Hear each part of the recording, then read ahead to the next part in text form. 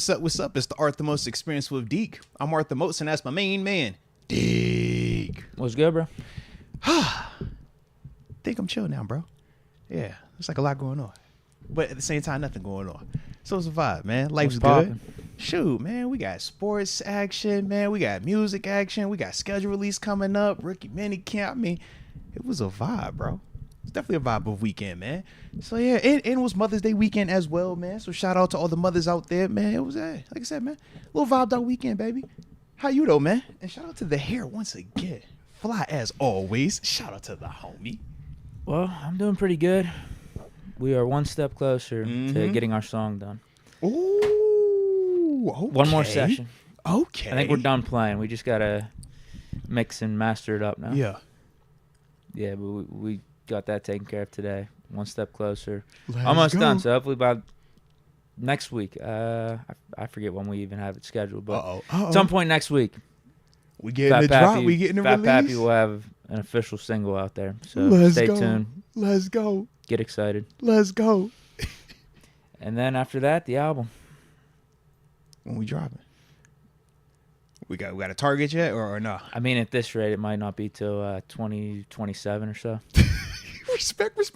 But you got the first one. You getting the first song, the single. We getting that rocked out. So hey, let's ride. Yeah, maybe we'll be more casual about our future songs. Just because it's the first one, maybe we're taking more time on it. It's your baby. Yeah. A little bit more meticulous with it. But, second, third song, fourth song, maybe it's just like, yeah, that's good enough. Let's go. Move on. What they say? You're in album mode. That's what they call it, right? Yeah, they get all locked in and focused and stuff like that in the studio. That's what we need to do. We need to just schedule a full week. Yeah. And then get it over with. That's what they say, bro. Get in album mode, man. But, we have lives outside of the band right now. But see, why is We're that? not full on rock stars. Why is that, man? Come on, Deke. Well, I like talking Steelers. All right, fair enough. It's a choice for me. Respect. I kind of got a good gig going here, talking sports for a living. You say, Who would've thought? We ain't getting there just yet. You know what I mean? But, hey, I like it though. I like it. Yeah, I want to do both. I don't want to quit what I'm doing.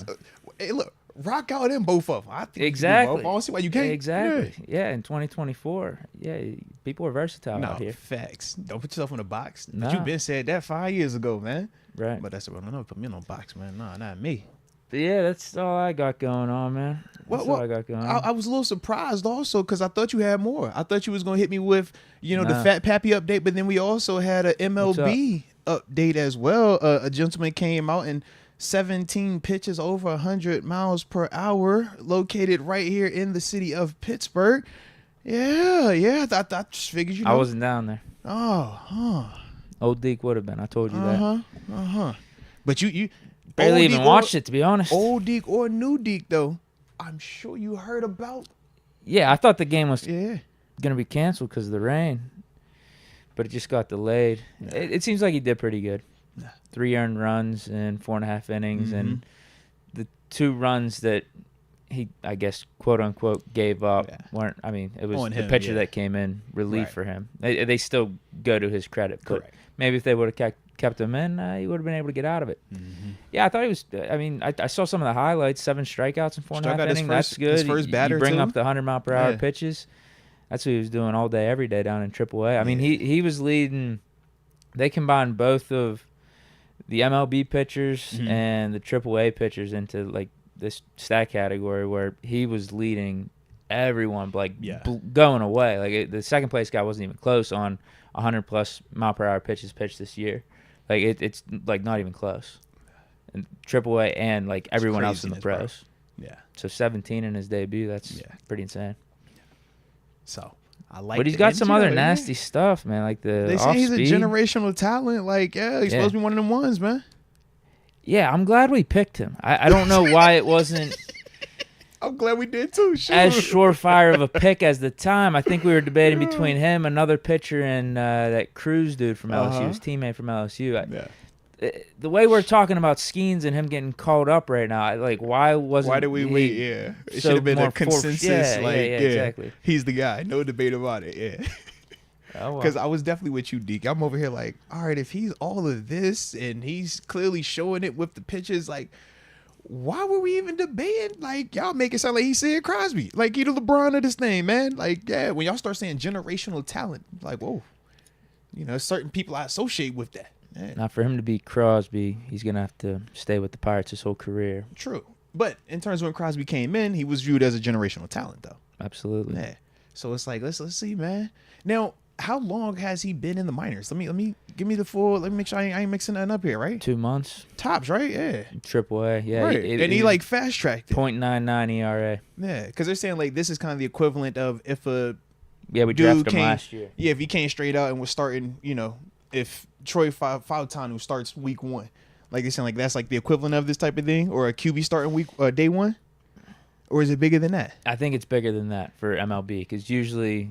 These take some time, right? Yeah, the top picks, typically you get like a year or 2 in the minors. That's what I thought, yeah. Like Henry Davis, who picked number 1 overall. I think he was 2 years almost before he at came least up. 2 years. Yeah. So it's rare occasions. I think he was a big-time prospect, too. Bryce Harper was called up pretty quickly. Mm-hmm. Skeens. I think it's only rare handful guys. of dudes, right? Yeah. Because that was the argument even with Kyler Murray. It was like if you go baseball route, you're going to ride the bus through the minors, you know, for the year or 2 before you get that chance to get the big job. I didn't realize he was like that, though, baby. Yeah. So this is kind of like a dude coming from like high school straight to the pros for basketball. Then is that a better equivalent? Maybe. Like that little jump. I don't know. I'm trying to figure out. Yeah, because they don't even do that anymore, and that felt somewhat common. Right. Back when it was everybody happening. was doing it. Yeah, if you were like the number 1 overall pick or a top 5 pick, you were typically playing a lot coming out of high school. Like LeBron did, like Dwight Howard did. Mm-hmm. Shoot, Austin Rivers. It was a lot of them dudes that. In terms he of went to Duke. Oh no, you're right. Year. I'm tripping. Not Rivers. No. Who am I tripping on? It's somebody late. Oh my goodness. Oh my gosh. Stoudemire, I think, went straight out of high school. He's one. He's another one. But it was another like 3-4 like big man type that went straight out. So, yeah, I think it's its own category because in NFL, a dude getting drafted in the first round and being a starting quarterback or being a starter at any position is so common nowadays. Yeah. Yeah, usually you don't get this short of a stint in the minor leagues, even if you are a top pick. I like it, bro. I like it. Yeah, I think it was before his last game or 2 up in Indy. His ERA was like 0.3. It was ridiculous. But then, he gave up a home run or 2 in one of his last 2 starts, and it's 0.99. It's so much worse.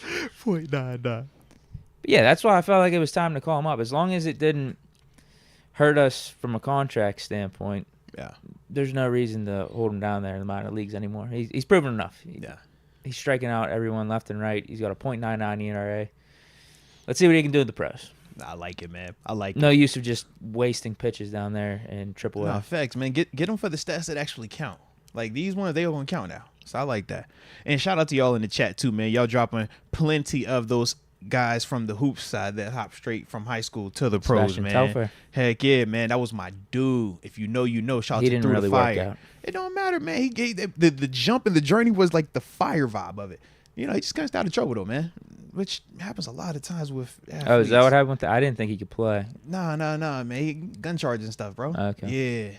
Yeah. In fact, if I remember correctly, he was flying on the team plane and had the gun in his backpack.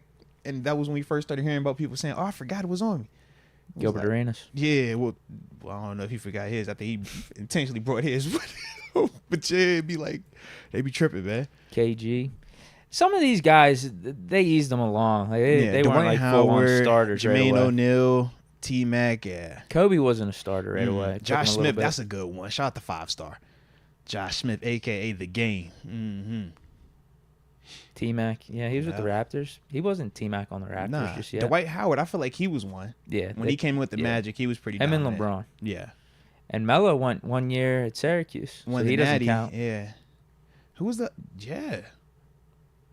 Bro, who was the most recent straight out of high school, though? Like, that's what I'm trying to remember. It would have been a while ago. 10 years tops. Like, we still would know this person. That's what I'm saying. Like, it wasn't Kyrie. Kyrie did a year at Duke. I'm like, yo, who is this person? I'm mad I can't remember him, bro. We'll see. All good, though. Was his last name Thomas? No, I don't remember. Dude from LSU, Tyrus Thomas? No, that wasn't him. Nah. It'll come back to me later. But yeah, bro. Shout out to Darius Paul Miles. Skeens, though. Darius Miles was one of them ones, too. Shout out to them Clippers. If you know, you know. Mm-hmm. But I say, shoot, D Miles balling with Q Richardson, young Lamar Odom. Yeah, that was one of them ones. That was a time. Hi. Greg Odom, he went to Ohio State. Yeah. So, I mean, this role was in place lefty. a while ago. Yeah. Odom was what, 07? Odom and Durant, yeah, they're 07. LeBron, he was, like I said, last. So I think they changed the role around like 05, 06. Yeah. That's I'm trying to think who wasn't Dwight. Dwight wasn't the last one. It was somebody after Dwight, I thought. There was one more after him. Right. I just can't think of who that. You know who it was, bro? All right, go ahead. Is it Kwame? No, he was. No, you're right. That's with Jordan. It's not Kwame. Yeah. Hold on, bro. Boomman saying Dwight was the last guy. Was it Dwight? Mari Stoudemire, he was, early 2000s. Yeah, I'm like, who was the last big? I think Mari was older than LeBron. Right. But I thought it was somebody after Dwight. I thought it was another big. Yo. Is it Andrew Bynum? Well, yeah, that's who it was with the Lakers. That's what I was thinking of. Because 5-star saying Will Bynum. Yes, it's Andrew Bynum. He was with Kobe. Bynum. Yes, with Kobe. He was the last one. So he was like 06 maybe. Yeah, he had to be 06. Yeah, because I was going to college. I want to say, Andrew Bynum's the big. That's the cat right there. That's Amir Johnson. He played for the Raptors. Right? Yeah. He's just a role player on the Raptors. Yeah, but I remember Andrew Bynum. That was when I was thinking big. I was like, I knew it was a big dude in the paint after Dwight Howard. That's the one. Birdman won't on no high school, was he? Nah. He might have been. He might have. I don't know. He's older, though. Yeah. Shout out, though. Shout out. All right. I feel better now. I was like, why can I not remember this dude's name? Definitely that right there. All right. So, with that being the case, though, I'm trying to think, man. Was there anything else that took place that I had? I don't think so. Not just yet. So, I'm sure it'll come back, man. Whatever it is, we'll get to it when we get to it. But if you ready, we're going to talk some of the Steelers rookie minicamp, some of the reports coming up out of there. Man, we also had a signing that took place as well following the rookie minicamp. Even some indications on some locations of players and positions and stuff like that, too. So good information with that, man. And like I said, man, hopefully we'll check out this other article, talking about our draft picks and stuff like that, man. Potential guys that could get a chance to start. So with that being the case, man, let's go ahead and start it like how we always do.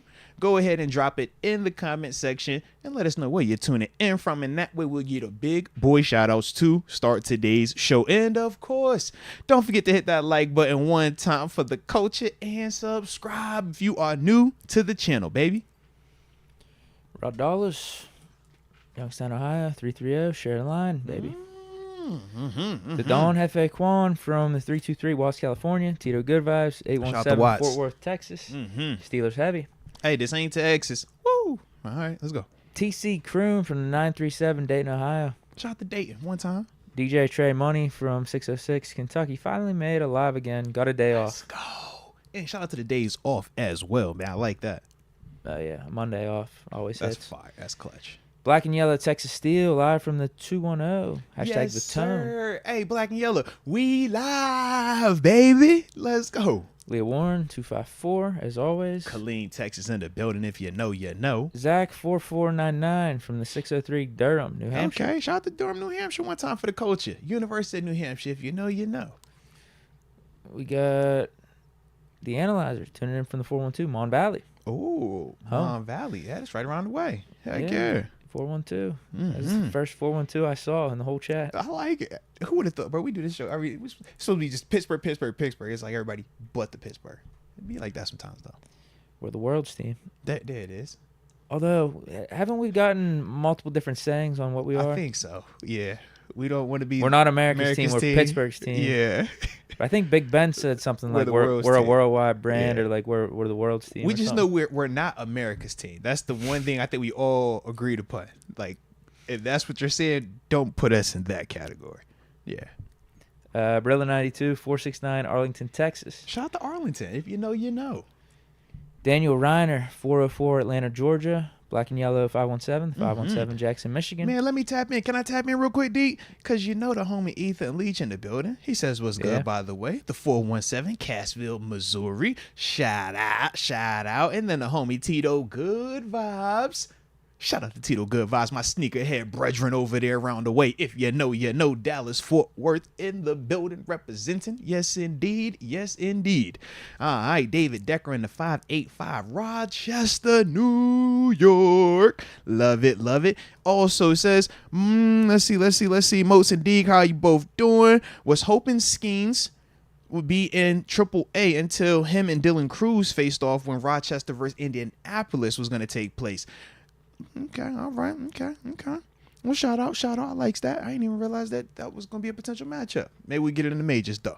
All right, let's see who else we got. Hunter Game in the night, 985, Thibodaux, Louisiana. Chris G in the 713, Houston, Texas. He says Texas is very deep in the chat, and that is very true. Shout out to Texas. I see you, John, Texas in the 713, H-Town. He screwed up and chopped. Let's go.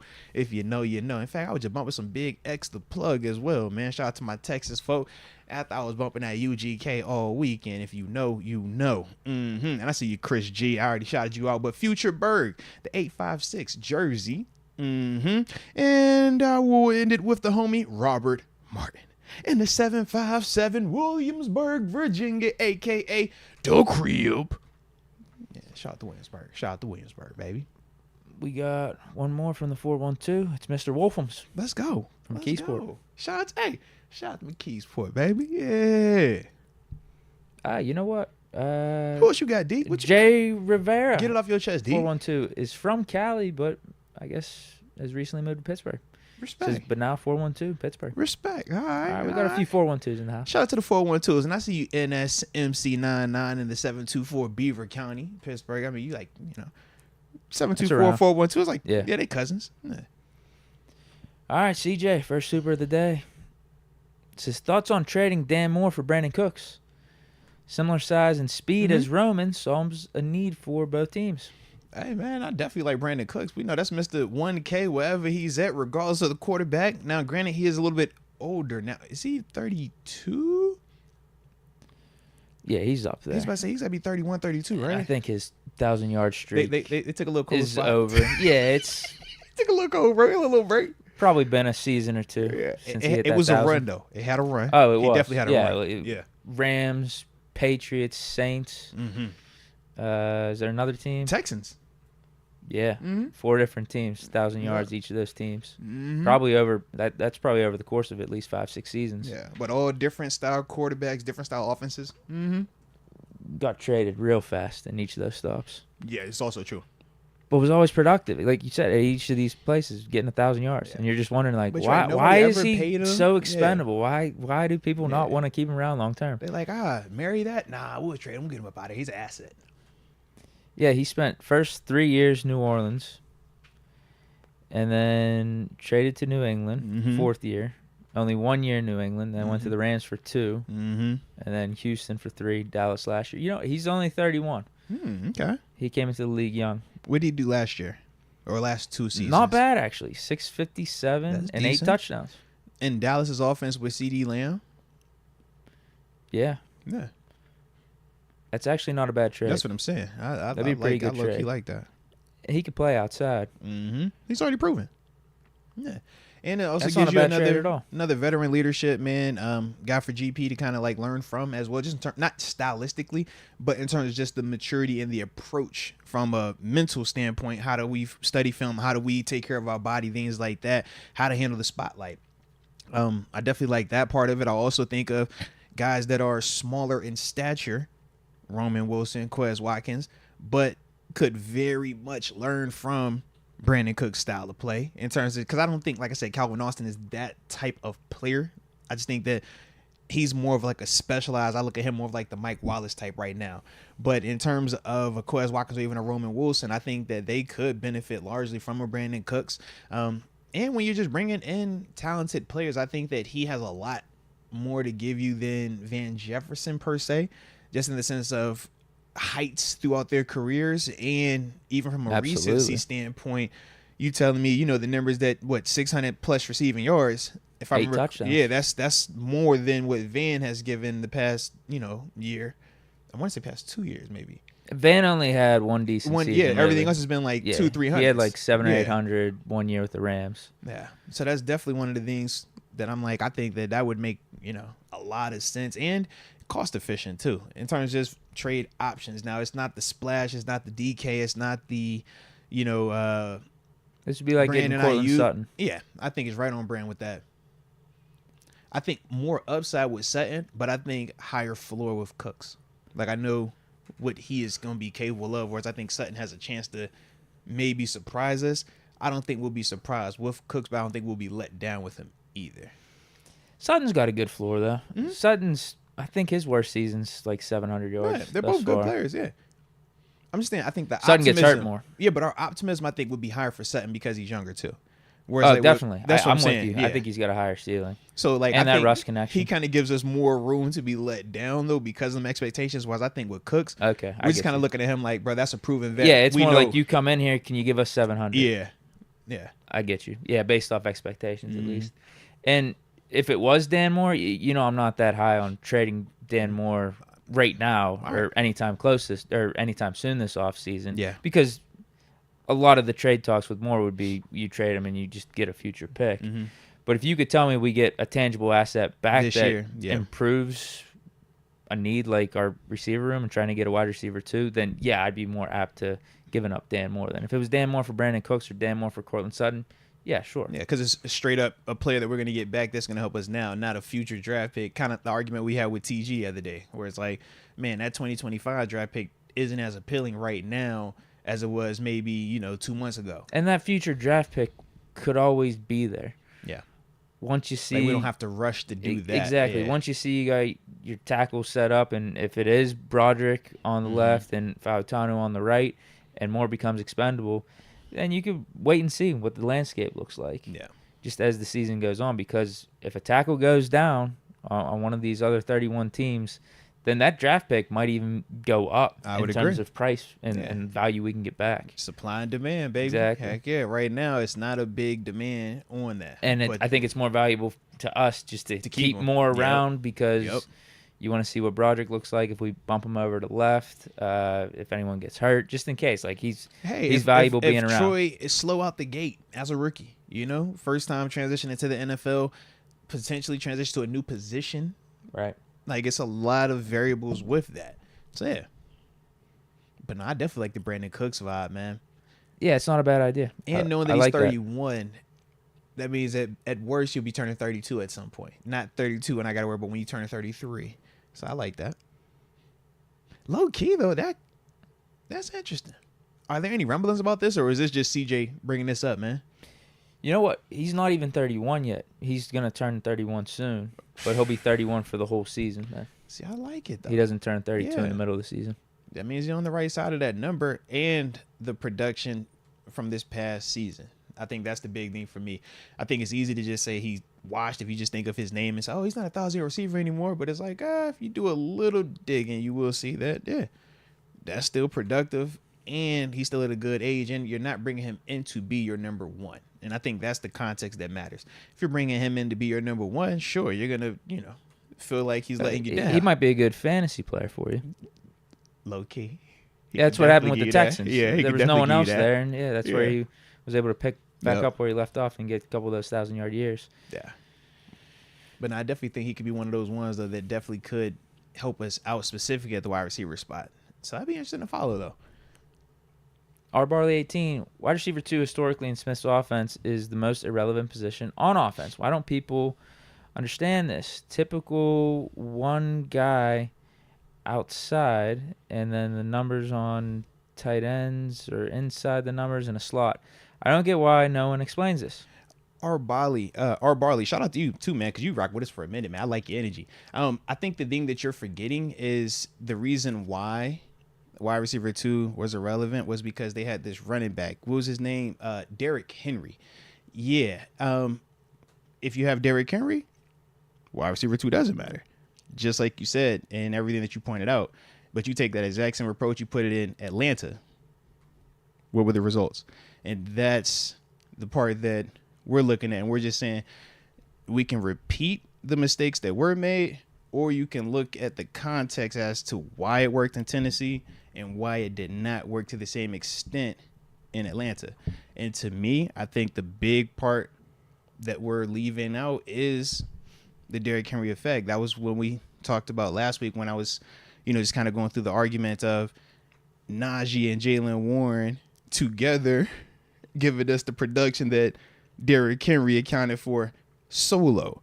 And then not to mention just the effect of when you see Derrick Henry out there, how teams defensively were playing him and playing that offense. That was a big reason why Ryan Tannehill was able to thrive with the play action pass. But it was largely because of Derrick Henry. Now, we said we got a big back that likes to run through the holes, but we don't have a Derrick Henry. So if you don't have that type of running back that has that type of not just production from a statistical standpoint, but also has the impact that from just a mentality standpoint, a coordinator defensively is not going to be, let's just play small ball versus that, man. I don't believe in him. No. Derrick Henry was one of them dudes that made you play base defense. If you don't have that player out there, then your wide receiver 2 matters a whole heck of a lot more. And that's the part where we're saying that in our situation, wide receiver 2 is going to matter a lot more than wide receiver 2 mattered in Tennessee. And if we don't put a little bit more resources in that room, that could come back to bite us in the butt. And we just don't want that to be the case. Not only that, but I think it's less about like what happened in Tennessee. Because honestly, like the one season, I think it was 2020, Corey Davis had almost 1,000 yards. Yes. A.J. Brown was their number 1. They also had Corey Davis. So their wide receiver 2 was relevant. I think for the Falcons, they just didn't have a wide receiver 2. You had a tight end. Like, who was it? They had Calvin Ridley out there early, but who was it after him? No one. Because they tried to do Drake London. Yeah, he got drafted. I think Drake London's been there 2 years, and he became their wide receiver. He got drafted after the Calvin Ridley stuff. But they haven't had anyone across from him, really. Yeah. I can't think of anyone off the top of my head. I'm sure if we go through the roster right now, we'd be like, yeah, that's all they had. Yeah, so maybe Arthur Smith would have got the wide receiver 2 more involved in Atlanta if they actually had a decent guy. Because you went with Julio, and then from Julio they brought in Calvin Ridley. And then after Ridley was when he got Ridley suspended, and then they brought in Drake London and the Cal Pitts. And then they did Drake, Cal Pitts, and Bijan. Yeah, I can't even. Maybe Van Jefferson was supposed to be their number 2. I don't know. Yeah, I think he was banged up a little bit in Atlanta. But that was post trade too, because he didn't even like start take your there. best he guess. Started a year out in L.A. Who was their wide receiver 2 last year? Take your best guess. Matt Collins. We'll say the last 2 years. It was Mac. It was Mac Hollins. Had to be the. So that goes to my point. I think it had to be Mac, right? Because I think it was Mac. Yeah, we played them 2 years ago. I think it was Mac. So, Cal Pitts, he had 600 yards. Johnny Smith had 580. And tight ends, yeah. So, Drake London had 905. Their next best receiver was 251, Matt Collins. Yeah. That's not good. Not at all. I don't think Arthur Smith is looking at that and saying, like, I want to replicate that here. He probably wants to go back to looking at what he did at Tennessee and saying, A.J. Brown and Corey Davis. Those were 2,000-yard receivers right there. Corey Davis, no one's talking about him like he lived up to his first-round pedigree when your either. Number 1 receiver doesn't have over 1,000 receiving yards too, bro. We limited. You limited. All right, take a guess for last year or 2 years ago. I'm sorry. Oh man, so was Ridley there? No, Ridley's not there just yet. This is still Drake London. This is his rookie year, right? Is this the Cal Pitts draft? I feel like this is the Cal Pitts draft. If you said not this year, year before. This is Cal Pitts' second year. Yeah. So that had to be I think because Van was traded, so I think it low key. No, it was it's not Muhammad Sanu. It's not him. Is it Mac again? If you get this, I might have to drink alcohol again. Oh God, I'm not. That's no way I know this that bad. I'm trying Atlanta, not this past year, the year before. Oh, I might have to take a shot if you get this. Oh man, I don't have it. I feel like you're gonna say it and I'm be like, oh yeah, that makes sense. Yeah. No, you might just because we played him, like you might recognize, like looking at the depth chart and looking at him when you watch some film. Zacchaeus. Oh yeah, I wouldn't have had that, bro. Olamide Zacchaeus. Yeah, he had 533 yards and 3 touchdowns. Drake London was their number 1 again. This was his rookie year. 866 yards and 4 touchdowns. Kyle Pitts was in and out with the hammy that year. Yeah. Yep. Yeah, it was no I was going to get that one, Deke. Literally, the only reason I knew the Matt Collins was because he just signed with the Bills. That was about All right, then do we want to look at the year before that was Calvin Arthur Ridley's Smith's last year. First year, yeah. Was he suspended or did he actually get that season? Because he was suspended all of that final year in Atlanta. So I don't think Arthur Smith ever got Calvin. He didn't. Yeah, he only had 281 yards. Right. So that's a tough. Just once again, if you do not have that personnel out there, or you don't have this monster back here, yeah, Pitts man. was their top guy. Yeah, because that was the year he was straight. You have a guess as their top receiver then? No, this had to be. Zacchaeus is back. He's their wide receiver too. It's the athlete at quarterback. Oh my gosh, because it's right before he went to New England. Oh my gosh. You're thinking Sanu? Yeah, is it Sanu? No. All right, I'm off there. If it ain't Sanu, I thought it was Sanu. No, Russell Gage, 770 yards. He was their top receiver. It's not ill to Russell. I'm just saying ill that was their number one dude, bro. Kyle Pitts had 1,000 yards, but as their top receiver, Russell was the top Russell receiver. Gage. Yeah, top outside receiver. Yeah, came over from Tampa. Heck yeah.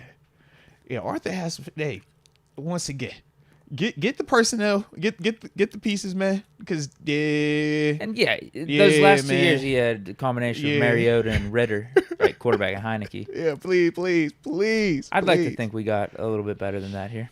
Art Barley, I love your confidence in just the scheme itself, but I'm gonna need a wide receiver too to take some of that heat off of the crew. Yeah, and like I said, man, I'm gonna need a wide receiver too, baby. You got receivers involved in Tennessee. He had two almost. I mean, Corey Davis would have had 1,000 yards. Straight. I think he only played in 13, 14 games. If you look back on that season, he was on pace. Mm-hmm. Corey was straight. Corey just kept getting hurt. Fish Momentum, Moats and Deke, what is good? Hashtag Mr. Jack Myers Jr. Shout out. Let's get it. Future Berg, Moats and Deke, what is good? Now in the 30 club. Let's get it. Hey, happy 30th birthday to you as well, man. I see this was your third official super chat. Hey, let's get it, man. But shout out to you, man, and we definitely appreciate your support for the channel as well. Fish Momentum says Dalton, Fields, and Foles were toxic in Chicago. Dang, that's what they reporting? I could have missed it. Is there a report? I don't know. Toxic about what? I don't know. To each other? I don't know. It's Chicago, though, bro. Their to the organization. Like, I other don't know. teammates? Yeah. What? I really don't know. I was like, is there a report on any of this? I mean, because Andy Dalton, or unless you're saying that all dudes maybe struggled in Chicago, so they just said it was toxic, because Andy Dalton was a Pro Bowler prior to Fields going had there. a toxic relationship with those two. Oh. QB Room was effing toxic as hell. Oh, where is these? Where Nick Foles and Justin Fields reportedly hated each other. How did I miss this? Pop the article up, D. Pop it up, bro. This is from CBS Sports. Pop the article up, bro. Yeah, Steelers QB Justin Fields had a toxic relationship with former Super Bowl MVP ex-teammate. Huh. So where's the Dalton part of this? Yeah. Do tell. Share the According to the deets. report, the relationship between Foles and Fields basically reached rock bottom after a situation where Foles was trying to teach something to Fields, only to turn around and realize that Fields wasn't paying attention to anything Foles was saying. According to the report, Foles and Fields could not stand each other. I'm sorry. Aren't these two God-fearing guys, too? Aren't these two Christian men here? Hey, man, Jesus ain't got nothing to do with this smoke, all right? Hey, I'm going to pray for you after I whoop on you, all right? Hey. Lucas. I don't even know who Lucas is, but he's the one we're getting the quotes from. He says, we thought having two vets with him would really help him with Andy and Nick, and that was not cohesive at all. Hey. Respect. The part you don't like about it is that there's a teachable moment in every point of practice. There's teachable moments in the building during the day, how you carry yourself as a quarterback. There's teachable moments at press conferences. Mm-hmm. There's teachable moments every snap on Sunday when you got two guys that have won as much as Nick and seen as much as Andy, and don't take that information in because you're a little standoffish and a little abrasive. Yeah. You're wasting that opportunity. So, my bad. I didn't mean to cut you off. Keep going. There's a couple more. Yeah. Now, this is an old quote. Fields was talking about Dalton. He says, he's always been great to me, always seen the bigger picture, not really getting that confusion. Just the situation we were in, not getting in the way with our relationship, always kept it cordial with me and was kind of a big brother to me. Okay, so, yeah, that's Fields talking about Dalton after the fact and how their relationship was. Huh. Who's saying this? Who is this Lucas guy? Could be just like a regular beat reporter, kind of like whether it's a Dulag or a Kabali or, any of the other guys. I I like it though. I like it for a couple Tyler of years. Dunn. This is actually from Tyler Dunn of Go Long. I don't know what that is. Just beat reporter, like whatever their publication is. That's what that sounds like. This information was shared by Josh Lucas in February, who happens to be the Bears' former director of player personnel. So I guess Josh Lucas. So he's like the reported it Lawton to then, yeah. Tyler Dunn. Yeah. Huh. So it came from the organization then, is what that sounds like. Well, is the dude still employed by them or? Who happens to be the Bears' former director of player personnel. So it happens to be the Bears' former. All right. So, yeah, he doesn't work there anymore. Yeah, former. Okay. But what I'll say is this, man. The reason why I said I was laughing, I like it. I get both sides of the fence, man. You play long enough, you see both sides of it. You can understand both sides of it. But it doesn't always end the best. And this could be part of it in terms of his Chicago stint. But what I mean is this, man. When you're a young player in this league, you hear all of the horror stories. Don't trust any vet because the vets look at you as competition. They will tell you the wrong thing, look you dead in your face, smile, and how you go out there and do something that's completely asinine looking. And then when the coach is upset and you're like, yo, and he's like, yo, who told you to do that? And you say that player did over there. That player's going to look at you and act like he don't know what you said. And that coach is going to look at you and say, you are responsible for yourself. Do not listen to anybody else that's out here. You need to be responsible because you're a professional. So when you hear that part of it does make you feel weird about vets. It makes you back and forth with the energy towards them. And I'm sure with Justin as a quarterback, I could only imagine how much heightened it is when you're the face of the franchise and everything that's going along with it. And you have a Super Bowl champ. Shout out to Nick Foles. And you have a proven quarterback in terms of Pro Bowler Andy Dalton, who we know might not be a great quarterback, but he's still a good quarterback in terms of the NFL standards. So for Justin, man, I could get the standoffish vibe. I could get him feeling like, bro, I'm not hearing anything you got to tell me. I'm here for me. I'm going to figure this thing out. And if I don't, well, that's on me. But if I pass, I'm passing because of me. If I fail, I'm failing because of me.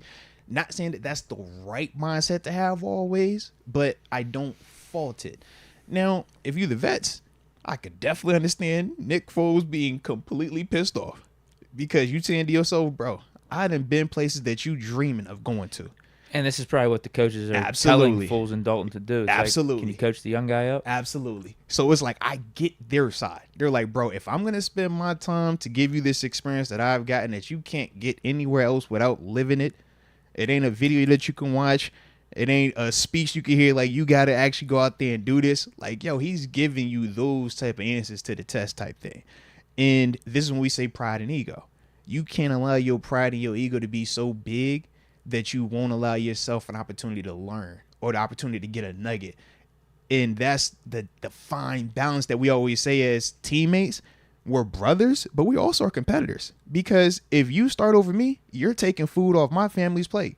If I start over you, man, I got homies that I go visit them, and it's like, dang, bro, I know why your bag isn't as big, but what are we supposed to do? Me not play so you could play? Nah. So that's the fine balance that you kind of got to maneuver through and work through. And at times it works beautifully. And other times, yeah, you kind of get this stuff. The reason why I said I don't think it worked out, because if you notice, none of them three dudes are still in there, right? In terms of Phil's, he that got shipped off. Is Nick still playing? Is Nick retired right now? He's probably available. He's always available. Right? I don't think he announced it. Yeah. He's about to fall. He's about to fall. But that's the reason I was like, I just don't think it worked out. Because it's like, clearly, your play never got... Foles was on the Colts most recently. Where's Dalton at right now? I have to look up on him. He's another one that's going to be flashing around on somebody's number. He might be in New Orleans. He might be New Orleans. He was there. Yeah. For a minute. Nah. Might still be there. You're right. But he was in Dallas for a minute. Yeah, he like I said, he done bounced around some weird spots, Chicago. Man. But that's the thing with Phil's. I'm just like, man, whatever that was, you just learn from it. You can't go back and change it. So these reports, okay, cool. If they accurate, great. If they're not accurate, okay, great. But the big thing is just learn from it. Now you're going to have another situation where you're competing with another individual where both of you guys are even more so in competition, because in Chicago it was never viewed as a competition.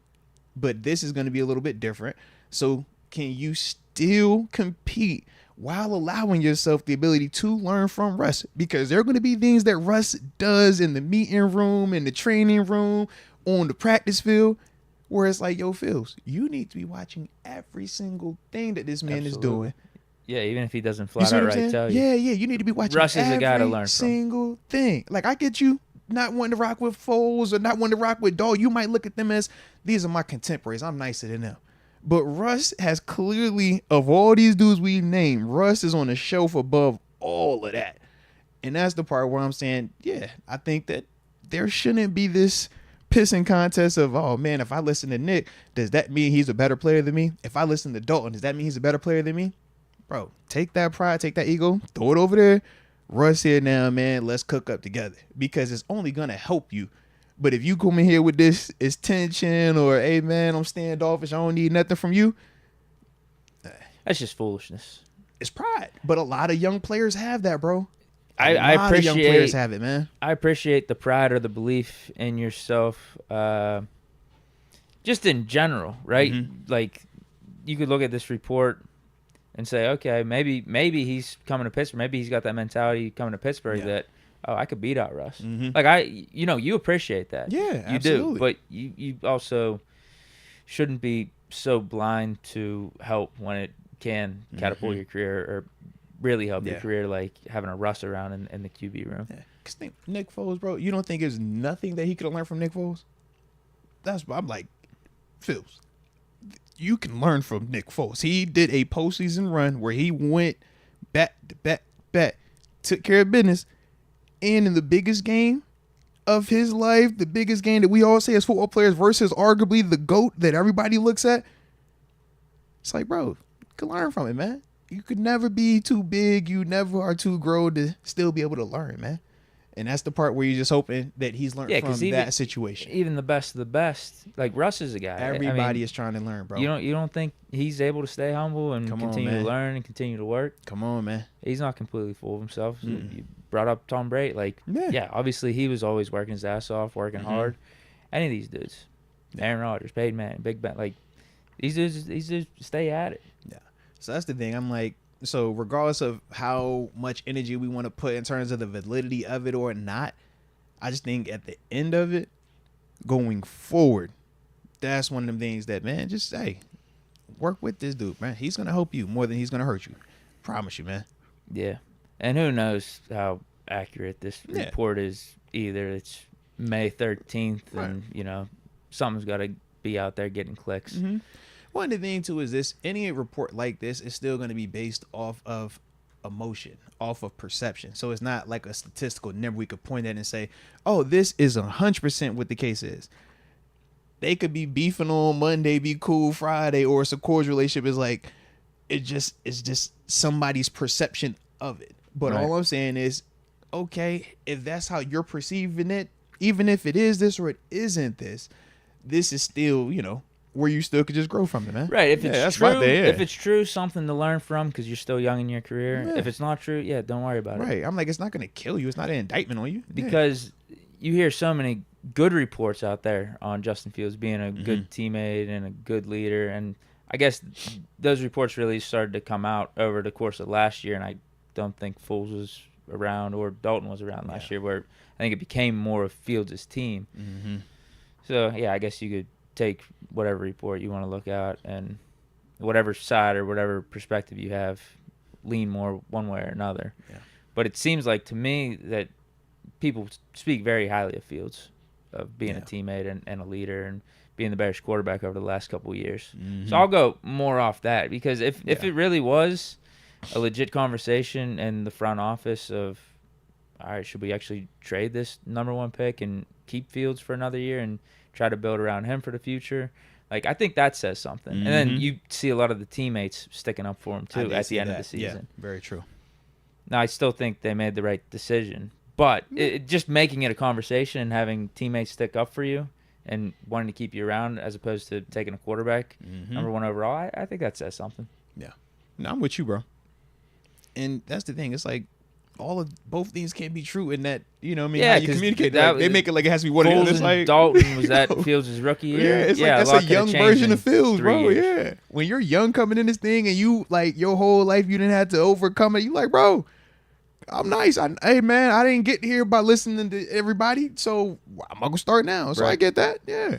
But growth and wisdom says don't repeat the same whatever it was.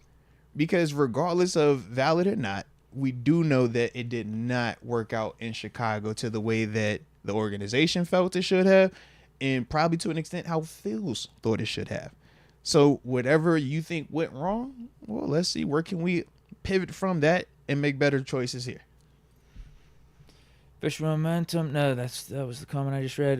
We got Future Berg. Shout out to Future GP, DJ, and Steven Sims working out with the route guard. Facts. You seen the vids. I wasn't on social this weekend like that, but I did see that one, though. I did like that. It's about damn time. Get in the lab, bro. They in the lab with the right people, man. Yeah. Yeah, where's Steven Sims these days? Steven was in No, not Houston. Was he Houston? He was there. It was Houston, yeah. But I don't know if that's where he was last year. Yeah. Because DJ always done it with the route guy. That's definitely his go-to dude. But I'm liking the fact that GP done pulled up, man. That's the guy. If you want to get your feet right, I like that's that the dude, as bro. well. It's kind of a bummer, though. GP and DJ on separate teams now. What could have been? It's good they're working together. It's good that GP...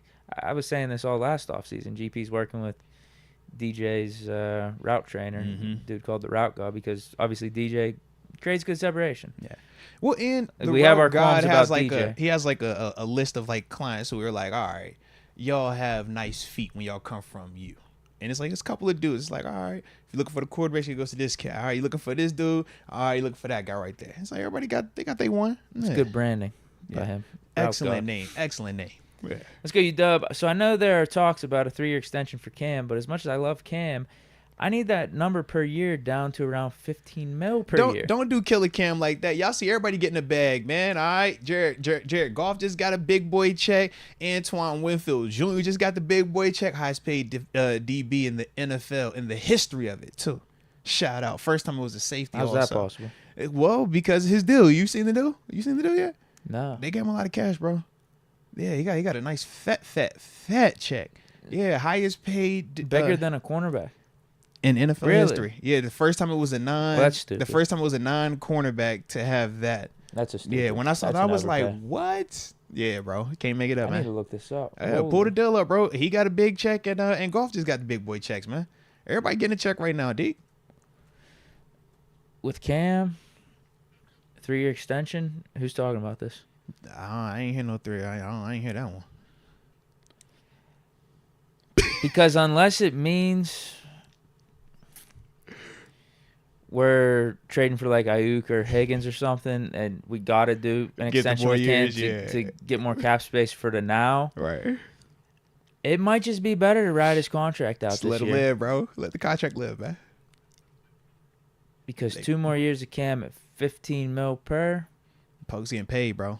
I don't know if that ages out the best. I don't know. I think he's aged better than I thought up to this point, though. Yeah. For sure. I'll give him props. But Cam will be, 35 in 2025? 36 in 2026? Cam gotta be, I'm 36, so Cam gotta be like 34. In 2025? Yeah. Oh, you said 2025. Never mind. Yeah, I'm not talking about this year. You're right. He might be. Ooh, yeah. Do you want to be paying him $15 million? Yeah,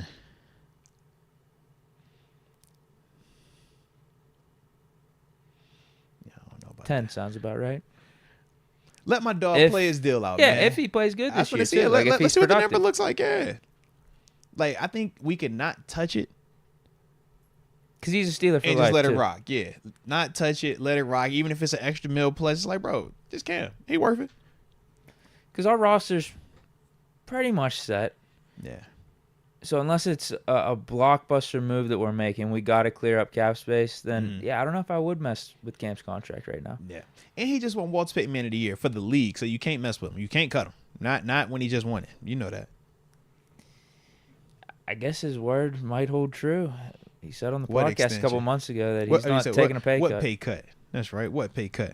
I said you're going to have to. But we've been navigating free agency and the draft so well that our roster looks really good as is. I and like it. This is without us doing anything with Camp's contract. So going forward, we might not need to. Yeah.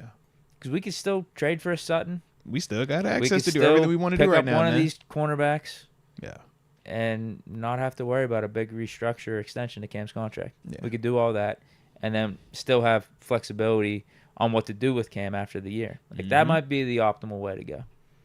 I don't hate it because he's still playing well. Like I said, if we see the production drop off, I think it's a different You know he's combo. motivated. He's tweeting people out that are Oh, doubting you know he him can't and wait to stuff. call him out. Yeah, You know he yeah. can't wait. Yeah, and he typically backs that up. Uh-huh.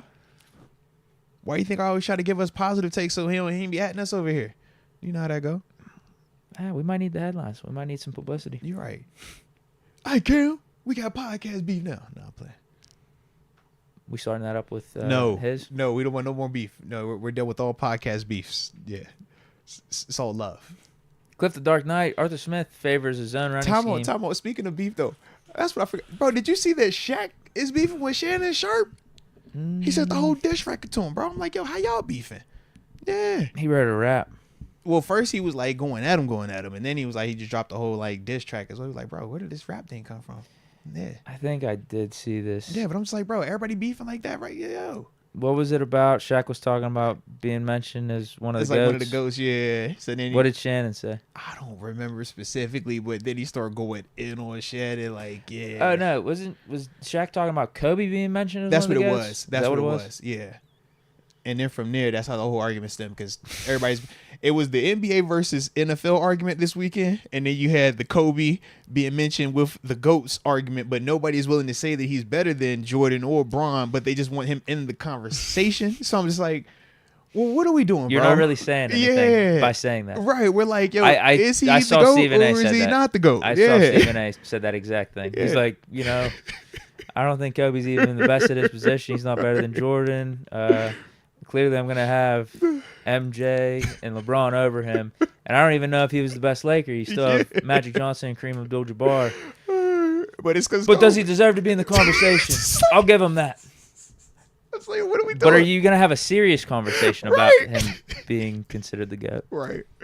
I'm like, yo, shout out to Kobe. Like, it's a lot of names you could just throw out there, but we're like, yo, we just feel like it's been narrowed down to like, these. All right, cool. Yeah. Yeah, I think the main two, it's LeBron and Jordan. And then if you favor the big guys, you throw Kareem in there. Yeah. If you favor the 11 championships with Russell, maybe you throw him in there. Yeah. But, I mean, the list it's really small at this point. I was like, yeah, I think we're past this. Like, oh, anybody? Wilt Chamberlain. I don't think anyone's throwing Wilt Chamberlain in there. Paul George. Because he wasn't as much of a winner. Yeah. He put up crazy stats, though. A lot of people like Paul George lately, bro. Who said that? A lot of the young guys. The Someone young guys said like that. Paul George, man. Like any of these like new wave kids. That's the guy. Cliff the Dark Knight. Arthur Smith favors the zone run scheme versus gap power. Moats, as a defender, which one would you rather defend? Are there pros, cons for defending each one? Yeah, it's pros and cons to it, man. Shoot, when you talk some of the zone concept stuff, that's cool depending on the running back you're dealing with. Because with that, they're trying to make you guess wrong, right? Whereas when we're defending a zone scheme, they're trying to beat you in terms of left, right? It's the lateral man game, whereas the gap scheme is more of a power man's game. Think gap, they coming directly at you. Think zone, like I said, man, they trying to beat you to the sidelines and stuff like that, man. I would say typically from my experiences, man, I prefer playing against the gap stuff. In terms of inside linebacker, outside linebacker, it's all kind of like similar, just in terms of like how you're facing them and stuff like that. I don't really feel like you have like this big difference of taking on a tackle in a gap scheme versus a zone scheme. I think at inside linebacker, though, you do feel that a lot more in terms of trying to shoot gaps, backdoor, front side. And in terms of the gap schemes, when you're playing that inside linebacker spot, you got to deal with a lot more of those pulls coming up inside, right? The power plays with that guards coming down, the Seyu Malus, the James Daniels, the Ramon Fosters. And you're like, oh, I got to meet that in the hole? And that was the part that when we talked Killer B era here, what made the offense kind of unique. It was a gap style offense approach, but L. Bell would almost run it like a zone concept because of how patient he was and making it where if you decide to jump in this gap, you're wrong. If you decide to jump in that gap, you're wrong. It makes you have to two gap almost everything. That to me was more of, like I said, the zone style runs. Whereas, like I said, that gap, you know where it's hitting. But it's like, yo, can you knock out this guard that's about to come up on you, or this fullback, or this tight end that's supposed to be coming back, to cut off somebody? It's more of that style approach. So, like I said, that's kind of how I looked at it, man. But, yeah, shout out to them all, though, man. Shout out to them all. But for outside linebacker, it's, yeah, you pretty much playing all of that the same. Inside is where you definitely feel it the most, though. Russell Schwartz, Moats, I found out the wife and I are having a girl. Pink go. Steeler gear inbound. Shout out.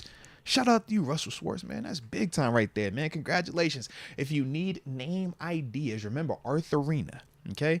Arthurina is a beautiful lady's name. You can get away with that, man, on anything. You also have Arena, okay? That's another one. All right, so just in case you want to choose that one, let me think of another. All right, Natasha as well. All right, yeah, you can go Natasha. That's the middle name, Nathan. It's kind of like in there. Yeah. Vision Momentum Ambition Live at the Meadows, May 24th, 2024. Hey, that's coming up, baby. That is. That's what, 2 weeks? Yeah. And at Craft House, June 29th, 2024. Let's go. Shoot, that'd be right. That's right after Minicamp finishes up. Shout out to the Steelers, man. Yeah, vet mandatory Minicamp time frame.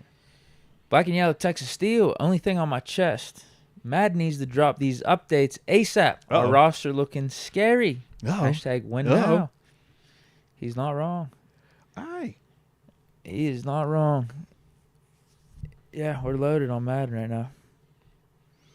You got to go Fields at quarterback. Speed. Yeah, I'm sorry, Russ. Yeah. You're on the bench. Yeah. Fields at QB. And you got Watkins and Austin for sure, and Pickens. That's an awesome starting three receivers. And then Freiermuth will be your starting tight end, but don't overlook Darnell either because of the height. You could high point passes in these last couple Maddens. If you high point a pass and you have a tall receiver, it is actually pretty beneficial to have a dude that's tall out there. Used to be, and Madden's, at least the ones I grew up with, playing the 360 and stuff. It was all about speed. It didn't matter how tall the receiver is. But, I'll give EA some credit. Some of their gameplay has evolved over the years. It's been a little dynamic. There are times it goes too far with some of these glitch plays and how people exploit it, but that's neither here nor there. You got to think, too, our O-line should be improved. We got Jalen Warren. He should see a bump up in his rating. You got Najee Harris. Najee Harris plays really good on the game. He actually moves pretty well. He's not the fastest guy, but you got to know burst on the game. Yeah, I can't explain it. His player model and how he runs, he's a pretty good running back. Yeah. And Cordell Patterson, I think they screwed him on his rate. I don't think he's that fast. But then defense, you throw Patrick Queen into the mix, Peyton Wilson, speed at linebacker. Yeah. That's huge. TJ still the nicest on the game. Yeah, TJ. Yeah, you don't even have to control him. He'll get to the passer pretty quickly. I like our corners, I think. Yeah, Dante Jackson with the speed, JPJ.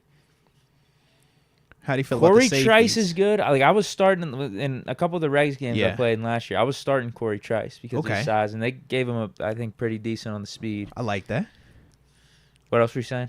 No, I was saying in terms of the safeties, how they got those dudes ranked. Minka and who? Minka, we got Deshaun Elliott, Casey. I would maybe bump up. Because I don't know what they would ever have Deshaun rated as on the game. I'd maybe bump up Minka. Minka's a good user. You bump him up to linebacker. You just user him over the middle of the field. Okay. Then you could have Elliott and Casey playing safety. Maybe you move Trice to safety. Yeah, there's ways to finagle. We just got players with speed, though. That's what you really want. And you figure out the rest later. All right. Highsmith solid. And you got Cam, we got Benton, Ogunjobi on the D-line. Yeah, it's a really good Madden team. Particularly on offense. Getting those receivers, having Quez Watkins and Calvin Austin, that's big time. That's huge. Now, just from a video game standpoint, not IRL. And strictly Justin Fields game. is better than Kenny Pickett. That's what I needed to ask. I was like, is it an upgrade Kenny on Pickett it? is terrible in Madden. Terrible. His throwing release was terrible. So in terms of ratings were bad. Ratings between Russ, Fields, Kenny, what are we looking like? I think Russ and Fields are actually really similar. Fields might be better than Russ. I think they gave him a Fields higher be overall. Faster, right? I think they screwed Russ on his rating. Like Russ should be in, I don't know, mid 80s, high 80s. Yeah, I say 88. Yeah, I put him there. He's not. It's like 70s. They really disrespect him. Fields so what's Fields then? Is 71, but he's 70, he's 93 speed or 94 speed. Yeah, that's the cheat code. So if the overalls are pretty much the same. And he probably got a crazy strong arm. Yeah. Okay. All right. And if you got him in franchise, I'm sure you could develop him at a decent rate. I like that. I'm with him. That's the thing that sucks about Madden right now. If you play regs, at least now you could mess around with Ultimate Team. And you can get a custom roster, but in terms of just playing head-to-head online, they're not going to update the roster. That's why they want you to get the new game. Cop the new one. Yep. It's a shame. All right. Quick update. Russell Schwartz, he did come back and give us some follow-ups on the names. He wasn't feeling Arthurina. Okay. Wasn't feeling Artesia either. Shout out to X Concepts. That's a fire name. He said they're going to go with was it Everly Rose? Shout out to Everly Rose. I like that. I like that a lot. X Concepts also recommended Deke, and he wasn't feeling that one either. So, or Deke. That low key could work. Deke. Hey, James Moody, that was a clean one right you there. Just go Erica. That could work. Oh yeah, Erica too. But Erica's too common. Yeah, it's too common of a name. Yeah, I like it though. I like it. So shout out. Was it Everly Rose? I likes that. Tito Good Vibes gifted a mesh membership to Lifted Ones. Shout out to Tito Good Vibes, being a rock star at life and Lifted Ones. Welcome to the upper room. Yes, indeed. Yes, indeed. Tito, I feel like I see you every single day because even when we not on here streaming, you be on the Kicking It with Most, the shoe channel, and I always see you in the comments. I be like, yo, shout out to Tito, man. Shout out to you, baby. So the fact that you still rocking with us over here on the live over this channel as well, big time salute to you, man. So we appreciate you from the heart. Come on, yeah. If you could have 5 Steelers to go to a dinner with, who would you choose? He says, I'd go Mean Joe, Troy, Ben, TJ, and Coach Tomlin. AB gets invited when he calms down. I like it. All right, who's your 5? 7, who else?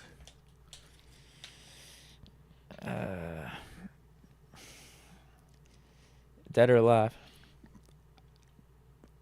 I would hope that you're going to an alive. I want them to be alive at this dinner. Okay. Just yeah. Having the Chief at the dinner would be. But I don't want you to have to go to a dinner where the Chief is at because then that means you're not here with us. Yeah. I don't want that dinner for you, bro. Yeah, that's all. I figure, but just leave that one alone. We don't want that dinner. We rain check on that one. Get him about 30, 40 years, man. Okay. Yeah, I guess I'll go 7. I didn't know it was a hard decision. I just, what I mean? I was going on a limb and saying 7 early. Yeah. I think Lambert would be sick. Shout out to Lambert. Don't tag me on anything. I'm thinking through here. Okay. Thinking through. Okay. Because it's low-key a good one. Lambert would be real sick. I think you got to go Mean Joe. I think Shout out to Mean Joe. Shout out to Mean Joe. I'm giving my Mount Rushmore here, honestly. I'm also thinking about like a good time at dinner. Ain't nothing wrong with that, bro. Is Troy P a good time at dinner? Troy P is always a great time. That's the thing. He's pretty soft-spoken. No. See, he's soft-spoken around people that he's not familiar with. If you hang with him, so I need to not be a part of this dinner. No. If I'm assuming this dinner is like everybody's just vibing, or everybody's like feeling comfortable. Okay. And like all guards are down. If all guards are down, Troy's gonna be cutting up, man. Yeah. Why do I feel like Joey Porter should be at this dinner? Because it's Peasy. You can't have a dinner without Peasy. It's Peasy, bro. Okay, what did I say so far? So you got Troy. You got. I'm still thinking about Troy. Okay, so give me 7 Lambert and Mean Joe for sure. All right, 7 Lambert, Mean Joe. Okay, I'm taking notes, bro, because I'm gonna forget. Should we get Kenny in there? You know you like your mans. All right, hold on. So we got 7. Is Russ invited? Mean Joe, Lambert. Okay. Yeah, why do I feel like Porter would be a great person to have at this dinner? Who doesn't love Peasy? Outside of the people that, Peasy isn't nice to. But that's a small list of people. I feel like Bradshaw would be a good call, too. You going to have Bradshaw and 7 at the same dinner? Yeah. Coexist. I like it. Yeah, maybe. All right. All right, let's go with that for now. Bradshaw and Joey Porter. Okay, respect. So Big Ben, Mean Joe, Jack Lambert, Terry Bradshaw, and Peasy. I think Ike Taylor's got to be there. Ike T, another one. Ike T, one of them ones. I might have to take off Bradshaw. What about Mel? Mel Blunt don't get no love? You think he'd be good at the dinner? It's Mel Blunt. Mel Blunt's Maybe I'll awesome. take Troy off for him. Man, this is tough. That's boy say y'all would take Troy off. I'm not taking Mean Joe or Lambert off, and I'm not taking 7 off. So, man. Yeah, no Bussy, no Jerome Bettis. That's crazy. The bus stops here. Oh, that's crazy. And you ain't even say Hines or Mr. Big Chest 8-4. Come on, baby. No, we can't have AB either. Honestly, actually, why not? You got 7 in AB and 7 could make for an interesting dinner. The Wi-Fi was lit. That's all I'm saying. The Wi-Fi was lit, bro. Dinner. No Debo. You don't want no Debo. Debo will cut up. Debo and Peasy, bro. He comes across at times that he doesn't like people. That's his. I love it because you're 100% right. That is for certain. See, I'm trying to think of like dinner vibe too, not just like the greatest Steelers. That's why Ike Taylor I think would be a good one. But this thing with Debo, that's his wall. Once you're in, Debo is gonna cut up, man. Debo is one of the biggest cutter uppers Debo ever. with like 7 around, like that'll be a good vibe. Yes. Okay. Well, if you could, you put Debo and Peasy in the same whatever, and I promise you, bro. I promise you, it's gonna be a night. It's going to be a night, bro. Because they got that type of energy when they together. Yeah. 7, Mean Joe, and Lambert. Because 7 of 5, bro. Debo and Porter. 7 of 5. You got to have 7 there. Maybe I'll do Ike T instead of Debo. Am I missing any? Bro, I mean, that's the mix of people I'm thinking about. Because I'm trying to say, man, we can go down the list. Let me think. Cam Hayward doesn't make your list. No. Casey Hampton a cut up at the table, too. He's another one of them ones. He low-key like top 5.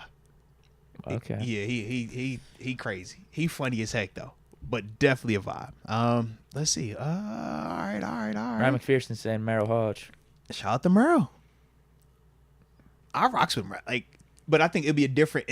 Merrill's a different vibe. Should I take off Mean Joe and Lambert then and just focus on like the 2000s? I'll say this. Mean Joe is dope to be around. But for me, it was like I said, this was probably, I guess I've been in Pittsburgh 10 years now. Excuse me. So yeah, this was 9 years ago when we kind of got the link with him. Like he's a vibe, but it's just like he's just older. You know what I mean? So the energy, the vibe, it just felt a little bit different. That's all. Whereas like maybe we keep it with 2000s. Yeah, because I was like, if you're trying to just turn up at the dinner and have like fun stories, a great time. Yeah, I think that's what I'm going for. I would say, yeah, me and Joe and I'm just going for a good vibe. Me and Joe probably like him and Lambert probably like towards the back end of that particular group. Yeah. Okay. So maybe we go Kiesel. Oh, shout out to Kiesel. 7 Hampton, Lead Belly 75. Where we go? 7 Hampton, Peasy. What about Pouncey? Pouncey, because Pouncey another one of the ones. Shout out to you good. As well. Where were you at? I saw somebody shout Rod Dollar. Shout out to Rod Dollar. Yeah, Pouncey another one of the ones, bro. Peasy. Did I say Peasy 2 times? You did. I might have said it 3 times. Peasy's worth it, bro. Peasy's one of them ones, man. Yeah, I think he's got to be. He was one of the first ones I thought of. I was like, for a fact, my initial list. Yeah, Peasy has to. Yeah. If you get a chance Michael to cut Hyrack with is Peasy, saying bro, Duck Hodges. Oh, what was he your man? I don't know if he was your man's like that though. You had like a little run. No, he's not getting invited. You copped the jersey though, right? It was like $20. Yeah, but it was still a jersey though. Yeah. All right. So official list. You got Big Ben. Does Mean Joe stay or no? Okay, so we'll take Mean him Joe. And Lambert off. Okay, and we're subbing out Lambert and Mean Joe. I think we'll go Pouncey. I think we'll go Peasy. All right. I think we'll go Ike T. Because right now you're sitting I at got one more. Yeah, so right now you're sitting at 7, Peasy, Terry Bradshaw. No, I want Bradshaw off. Oh, you want Bradshaw off? Oh, okay. So you got one more spot then. Yeah, because you got one more spot. So your 4 right now are Big Ben, Ike T, Marquise Pouncey, and Joey Porter.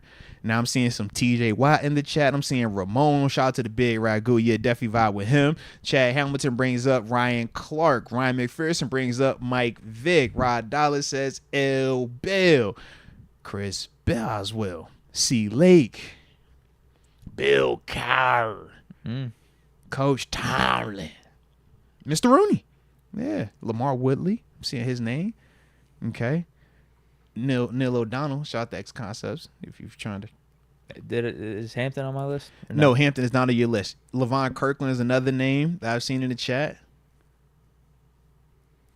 What about Najee? Fitz Toussaint? No, hell no. Dang. All right, let me think who else, man. Mendenhall. Sticking them like names, bro. You want to be with Mendenhall? He can't put him to the table?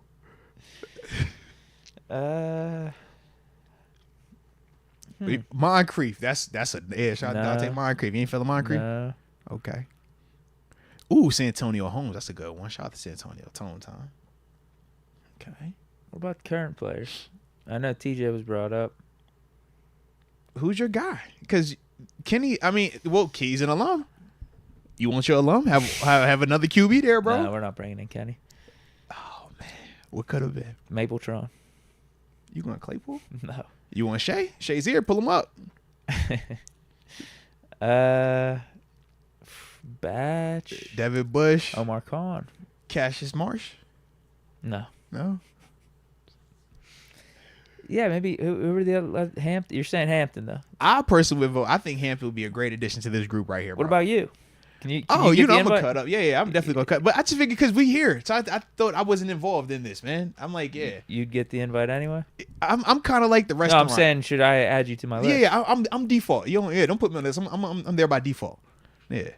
I might be waitressing y'all, man. I might be pulling up. Hey, man, what y'all boys want to drink, man? I know you like the hen, Jeff dog. Reed's not a bad one.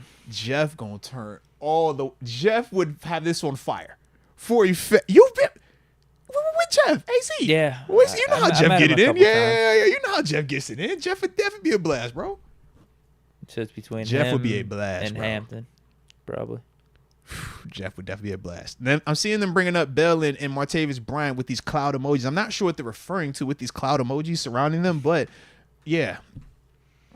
Plaxico, no. Shout out to the homie. Plax a vibe too, though. But Plax, he's more reserved. Like, he ain't going to be as open like with them dudes. Or as those dudes, yeah. All right, let's go Hampton for now. Going Hamp. Big snack. All right. Nah, I like that, man. Bro, you got a solid list, bro. Your list is pretty fire. Pretty fire, bro. What's your list? This is very tough. Because for me, man, I love, like, a lot of my dudes, bro. Like, I need just like a big ballroom table, man. Cause yeah, you could probably like I could do a different five, like different ways. times. Yeah, yeah. you could just go like straight linebackers probably. Right. I'm like, if I go straight linebackers, you could guys go I like played people you looked up to when you were young. Like you can put Vic at that. And see, that's my thing. Cause I'm like, for me, Vic is one of my. Kevin Green would definitely be on that. But he's passed. I don't want that dinner yet, bro. I'm cool on that dinner. In fact, when you go to your dinner with the chief, I'm going to wait, and then I'm going to go to my dinner with KG, all right? Until then, we ain't in no rush for either one of them dinners, though, okay? I got my picture with him, and that's all I need for right now. I don't want to see him again anytime soon, all right? God rest him. But, yeah. But, let's see. I'm going to just strictly go off. I don't know how I want to do this, so I'm going to just name my guys. All right? Let's see. 5-5, definitely in the building. You know I got to have my dog Peasy there. That's mandatory. You should just do a 5-5 table. Chill, we could, but it's I think my credit go with all of them. Who doesn't make the cut? I was gonna say my credit's go with all of it because you got me, Peasy, Cole, Jerry O, and Bush. Holcomb. Who's not making the cut? You silly. I'm out of it. All right, I don't want no problems. I don't want no problems with that one, man. Only 5 per table. Yeah. I don't want. We pull up a chair. Just pull up a chair. All right. We just everybody at the table. All right. But Peasy definitely makes my list. Debo makes my list. Low key. I mean, if we go just talk like 3 of them type of dudes, then for a fact it'll be Peasy, Debo, TP, Vic, because those are like I'm just thinking like as a kid, like not even as a kid, but like in that development stage. So yeah, all right, let me get those up there. Shoot, man, Troy had me up in Buffalo using Head and Shoulders. Like I really knew the difference was like, oh, I need this Head and Shoulders really gonna hit. It's like, nah, just because we know that dude in the Steelers with the long hair, everybody love this cat. So you just, and Vic, because Vic from the crib. Debo, because it's Debo. Like I said, everybody know that was like my dude. I was studying everything. And then Peasy, because literally that was like one of my favorites. Like, bro, not only are you nice, but you actually kick butt in real life. Come on, baby. Yeah. Oh, man. All right. Last spot. Now, see, this is why I don't like this list name, man. Because I'm over here thinking about 7. I'm thinking about AB. I'm thinking about L Bell. I'm thinking about my dude Shay. I'm thinking about my dog Vinny. I'm thinking about my man Killer Cam. I'm thinking about young TJ. Man, I'm thinking about my dog Bud Dupree. Ooh. But my partner shot to him, just signed with the Chargers as well, man. Did he? Yeah, just signed with the Chargers. 2 for 10. I think it was like, oh my God. Yeah, it was like 2 for 10 with that. like 4 guaranteed or something like that. Yeah. We weren't paying him that. Yeah, I would agree also, bro. But I was like, all right, shout out to Bud, man. Yeah. Low key. Man, you know what? Man, I'll break. Levi Wallace? No, not Levi. You could have done Michael. You could have done a Bill Steelers I table. low key could have. I thought about it. Mitch, where you at, Mitch? Hey, look, Michael Matthias brought up Law Dog, another one of my dudes. Matt Canada. Man. See, I won't hear like that with Matt Canada. I'm over Randy Feek and the Todd Haley dude. Those are my guys. Yeah, that's tough, man. Maybe right. I could just have a dinner with all the quarterbacks that Canada sabotage. It'd be 7 Landry, Pickett, Rudolph. 7 Pickett, Rudolph. Trubisky. Mitch. Yeah. Yeah, who else do I throw in there? I don't know. Duck, maybe I just. Who was our Duck QB3? Yeah, you named the 3. No, in Canada. Canada would be 5th. Either that or go Oladukin, because he got sabotaged. No, that would somehow. work. 7 Mason, Kenny, Mitch. That's 4, and then 5 would be Canada. All right, I'm stuck on 4. It could be a Canada roast, like the Tom Brady roast. Ooh. That was kind of actually maybe that's my dinner right there. That could work. That could definitely work, bro. That could definitely work. All right. Or wait. I could get the whole offense involved. Maybe I could get Pickens in there. Yeah. Get the roast going, man. Pickens and DJ and Najee. Pickens, DJ, Najee, and Big Ben. And then Canada. There you go. For the Canada roast. There you go. Yeah. All right. Yeah, I don't know who I want to put my last one. So I'm going to go with my dog Pouncey, man. Just because, like I said, the Fitty Trey, and we like Pouncey. So I'm going to go with him. Yeah. All right. So that'd be my 5 for my little lunch dinner situation for today. Like I said, it's very, very much a fluid list for the boy. But yeah, give me Peasy, give me Debo, give me the homie Vic, give me my man Troy, a.k.a. Piper Jesus. And that'll make the table feel just a little bit better about ourselves. You know what I mean? You need like one really good person around you. Sure. And Troy's like the really good moral person. Like if I take Troy out that list, I don't know if I get to just pull up and just I'm out all the time. You know what I mean? But TP there, we green light, we good. No thoughts on TG. TG's the homie. But you I call TG right now. We talk TG every day. Yeah, every Wednesday, man. So that's figure man. There's a lot of the dudes though, bro. I feel like TG could fit in with these groups. TG fits in all these groups, bro. Yeah. But TG's been in these groups. TG did these groups. Yeah, he just said he'd been a part of these. We should ask him on Wednesday who are his 5. That's what we need to ask. Hey TG, who are your 5, That's bro? a good one. Yeah. We're gonna find out his 5 because we got my 5, we got your 5. We get TG's 5 on Wednesday, man. Farron Bradford. Do y'all think we are thin at defensive line? Also, I'm watching more film on Queen. I love him in coverage. Mm-hmm. My concern is Baltimore defensive line kept him clean a lot. Very clean. I hope he develops more. No, that's very legitimate in terms of what you're watching. You said, who is this? You said Farron Bradford, right? Yeah. Yeah. Baltimore, watching the tape. Yeah, Baltimore definitely did an excellent job of keeping him and Roquan Smith clean. That was part of why they were able to fly and flow over top as much, but they also allowed them to do a lot of running back door behind plays to make tackles and stuff like that. A lot of that can still transition. The big concern will be, though, just because stylistically, our D linemen are more of they're going to make the plays themselves type in terms of Larry O and Cam Heyward versus the let me make sure I keep you kind of clean type, which is what you deal with a little bit more in Baltimore with their D line. But I think the big question is just going to be his willingness to consistently enhance plays versus that, internal voice is going to be telling him, bro, backdoor this thing, man. Enough of this hitting it, backdoor, man. You can get away with it, but as we've seen, if it is not done correctly in our defense, it can really gash you. Whereas, like I said, in Baltimore, they gave you a little bit different in terms of what they're asking their D linemen to do. So that is why them dudes could fly and do certain things that they were doing. So like I said, man, we'll see. But the coverage part definitely translates in, I think, in terms of just the style of player that he is. I think that we're definitely going to enjoy him a lot. But I also feel like Peyton Wilson adds another variation where if we don't feel as confident with certain parts, I think Wilson can offset what we're trying to accomplish with Patrick Queen just because of the style of player he is also. This is a good one. Come on, yeah. This is Deke. I met a dude on Mutt, and we both had Steeler-themed teams. Mine is better. I was like, you watch Deke and Moats? He was like, hell yeah. It was a dope interaction. He helped me get a 99 Big Ben card and says, you're still inspiring. Shout out to the homie Deke. I'm still retired from Madden, though. Still haven't played in a minute. Come on, bro. We got to be up on, it's got to be like 8 months now, maybe. You're not at a year, though, so it's still time. Well, this college game's going to be coming out soon. Yeah. And that dope will be right back in your arm. In July. No, I want to warm up to it, though. I do want to start playing, but, again, my life has improved without Madden, so it's tough to jump back in, knowing the desolate wasteland it is, and the negative energy it provides me. It's tough. This college football game might not even be any better. At least it's new. At least I get pissed off while playing as Pitt.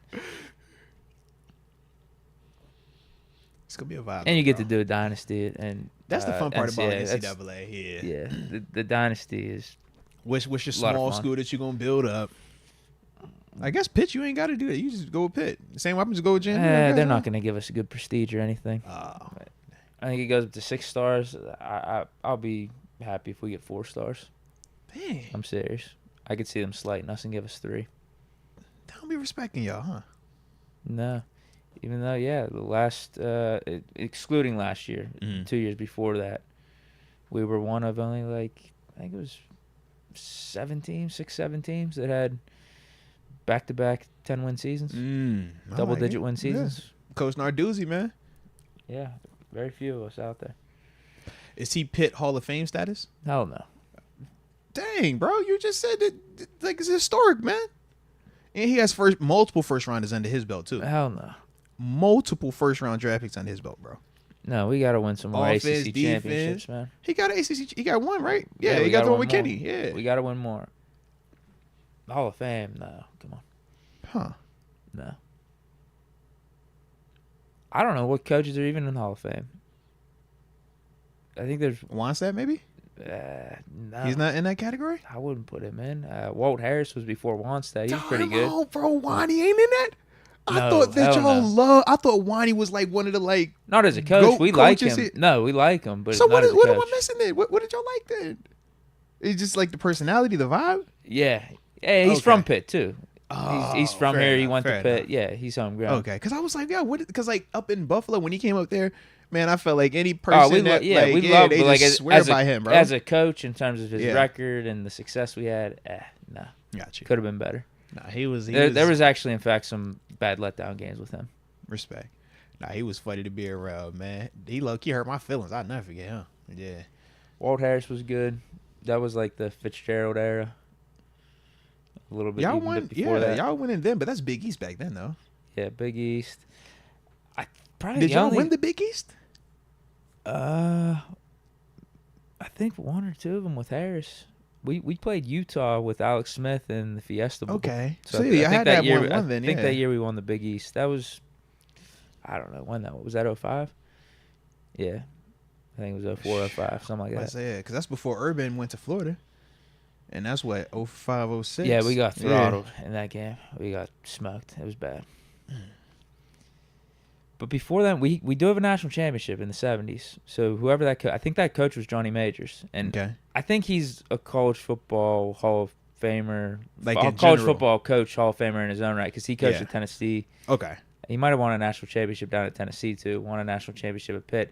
Because that's what they called that game that we played against Tennessee these last couple of years, the Johnny Majors Classic. Got you. He coached for both teams. Both of them. Yeah. He would probably be the only coach. Yeah. All right. Maybe the guy that coached Marino. I don't know if that was still Majors or not, though. Because we won before Marino. Or was it after? No, we won before. We won in the 70s. That was like Dorsett. Okay. And then Marino came onto the scene. We had good seasons with Marino. Like there were times we were ranked in like the top 5 and stuff with him. But we never won a championship. I don't know who that coach was. I don't know if it was still Majors or not. Yeah, I don't know. I'm like, my history stops at Wannstedt. But yeah, Narduzzi. We're just looking for someone, man, to get us back to those Marino days and national championship days. We haven't exactly hit that with Narduzzi. With Kenny. You were close with Kenny. That was the best season we've had since Marino. That's what I'm saying. To Narduzzi's credit, to Kenny's credit, to that team's credit. And even the season after that, for us to get 10 wins and finish the season ranked, that was a good little stretch of time for Pitt. We want better, man. Pittsburgh is a sports city. Come on, man. Yeah, you know Pittsburgh is a sports city. Come on. I'm just telling you like it is, though. Like Narduzzi. He ain't a Hall of Famer, bro. No. But I feel like he's been a good coach for Pitt. I think I view his tenure as solid. He's been here for a while now, man. Yeah. 10 years now? Close? Yeah, a lot of 8-win seasons, and then we had that peak with Kenny, and the following season we get the 10 wins, and that was with Slovis back there. Slovis in the league that's an now, accomplishment bro. Slovis in the league now. Remember that. That's an NFL play he had at quarterback. No, that team was better than Kenny's team. I'm telling you, that defense was unbelievable. Now we didn't have Jordan Addison, but that defense was way better than can't see that time. That defense was way better than Kenny's defense. Dude, Kenny threw for 6 touchdowns in that one game against Western Michigan or something, and we still lost. Yeah, you lost. I definitely remember that. Yeah, that's all you need to know about Kenny's defense. I think we gave up 40-something points to Miami. We win those 2 games, we're in the national championship. We're undefeated that year. And Kenny probably wins the Heisman as well. Yeah. Exactly. I don't know how we got down that path. We were talking about Madden, and then I talked about the new college football it's easy game. to get there, baby. Heck yeah. Shout out to Kyle Monier, though. Yeah, that cover looks sick, though. Did you see the cover? That's pretty cool how they did it. Nah. Booman 318. They should have had a JMU player on that thing, though, bro. Low-key felt a little like, yo, why y'all trying this, man? Y'all know it's cool they have current players, too. Now? I did see that. That's really cool. Did we get any update on Lil Manning down in No. Or did he end up signing? No, I think it's still no go. Okay. All right then. We'll hit that like button one time for the gamers out there. Don't forget to subscribe if you're new to the channel as well. All right. Boomman 318. What's up, Moats and Deke? What's your guys' faith level in Cam coming back to being a top 5 or 7 D end? And is that worth $15 a year? Faith in him being a top 5 or 7 DN. Off the top of my head, I'm just gonna assume low in terms of top 5 to 7. But I think he could be top 10 definitely. Just like I said, loosely basing, because I don't want somebody to hit me with the, bro, you think he's better than this guy, that guy, that guy? What about this guy over here? So I'm just gonna simply say loose base top 10. Is that worth $15 million a year? If we were talking about it from a rolling, contract type of situation where we're asking, are we going to pay 15 for this year, next year, and the year after that? Then I would say nah. But if we're just simply asking for this particular season, 2024, then my answer is yes, because I do feel like Cam brings a lot to the table from a production standpoint, also from a leadership standpoint, and then you add the part of just what he means to this team. He's been the captain for how many years? He's been a part of this organization for how long? Homegrown. When we talk about just Pittsburgh Steelers in terms of the current guys, he's one of the main people that we all point to and says that's the Steeler way. He has never deterred from that standard. Even when he is not healthy, he still is putting his body out there and being productive. I mean, we talked about he had surgery and came back from that faster than he was supposed to, and still was out there being productive as well, man. So when I think of all of those things and I look at if this is the final year, I say, yeah, Cam Heyward as the full package is worth $15 million, regardless of if we view him personally as a top 5 to 7 DN league wide. I think if he's top 10 league wide, he's still going to be worth that 15 this year because of everything else. Yeah, I'm with you. If you mean to tell me he could be top 10, yeah, that's definitely worth $15 million. But what are the chances he's going to be top 10 in 2025 and in 2026? I don't know. He's aged better than I thought. And you know what? I think he's been, over the last 3-4 years, he's been probably top 2, top 3. Yeah. In that combo between him, Chris Jones, and Aaron Donald, I don't think there's really anyone that they got has a good case outside of those three. At least for the consistency. Yeah, the consistency has been there. Maybe one player had a better season, over, like a Quentin Williams or a Jeffrey Simmons, but because those are the 2 names of lately that have been coming up more, but they're younger than Cam. So that's why it's like, if you're going to go the youth, not you specifically, but if people are going to go the youth argument for a Leonard Williams or for a Jeffrey Simmons, right?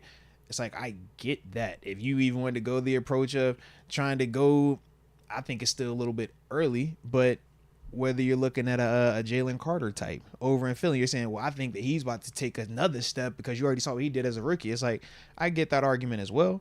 But that's why I'm like, worst case, he's still top 10 at that position. Worst case. I think for this year. Yeah. And then the question is, though, is he going to stay that for the next years after that as he gets older and older? Because he had a down year last year. I think a lot of that was due to injury. So, let's see what he looks like this year. That's why I was saying it might just be better for us to keep it on a 1-year deal as is and pay him a little bit of that juice right now that, his cap hits 20-something, but to keep that flexibility heading into the offseason might be better. I think what we're going to learn, though, is if Omar has the ability to turn off his cutthroat switch and show a little bit of, compassion in there. Because this is more of a compassion thing if we're just strictly talking the number, right? The 15, because that's obviously what my man brought up. It's like if we're strictly talking that, under Omar, these aren't the type of things that Omar probably would do. It would probably be the other way, right? Man, Omar, get that man for 12, right? Hit him with the restructure. But this is that part we're going to find out just contract-wise when you're talking about what you want the vibe to be in the building for not just current players, but the upcoming guys as well.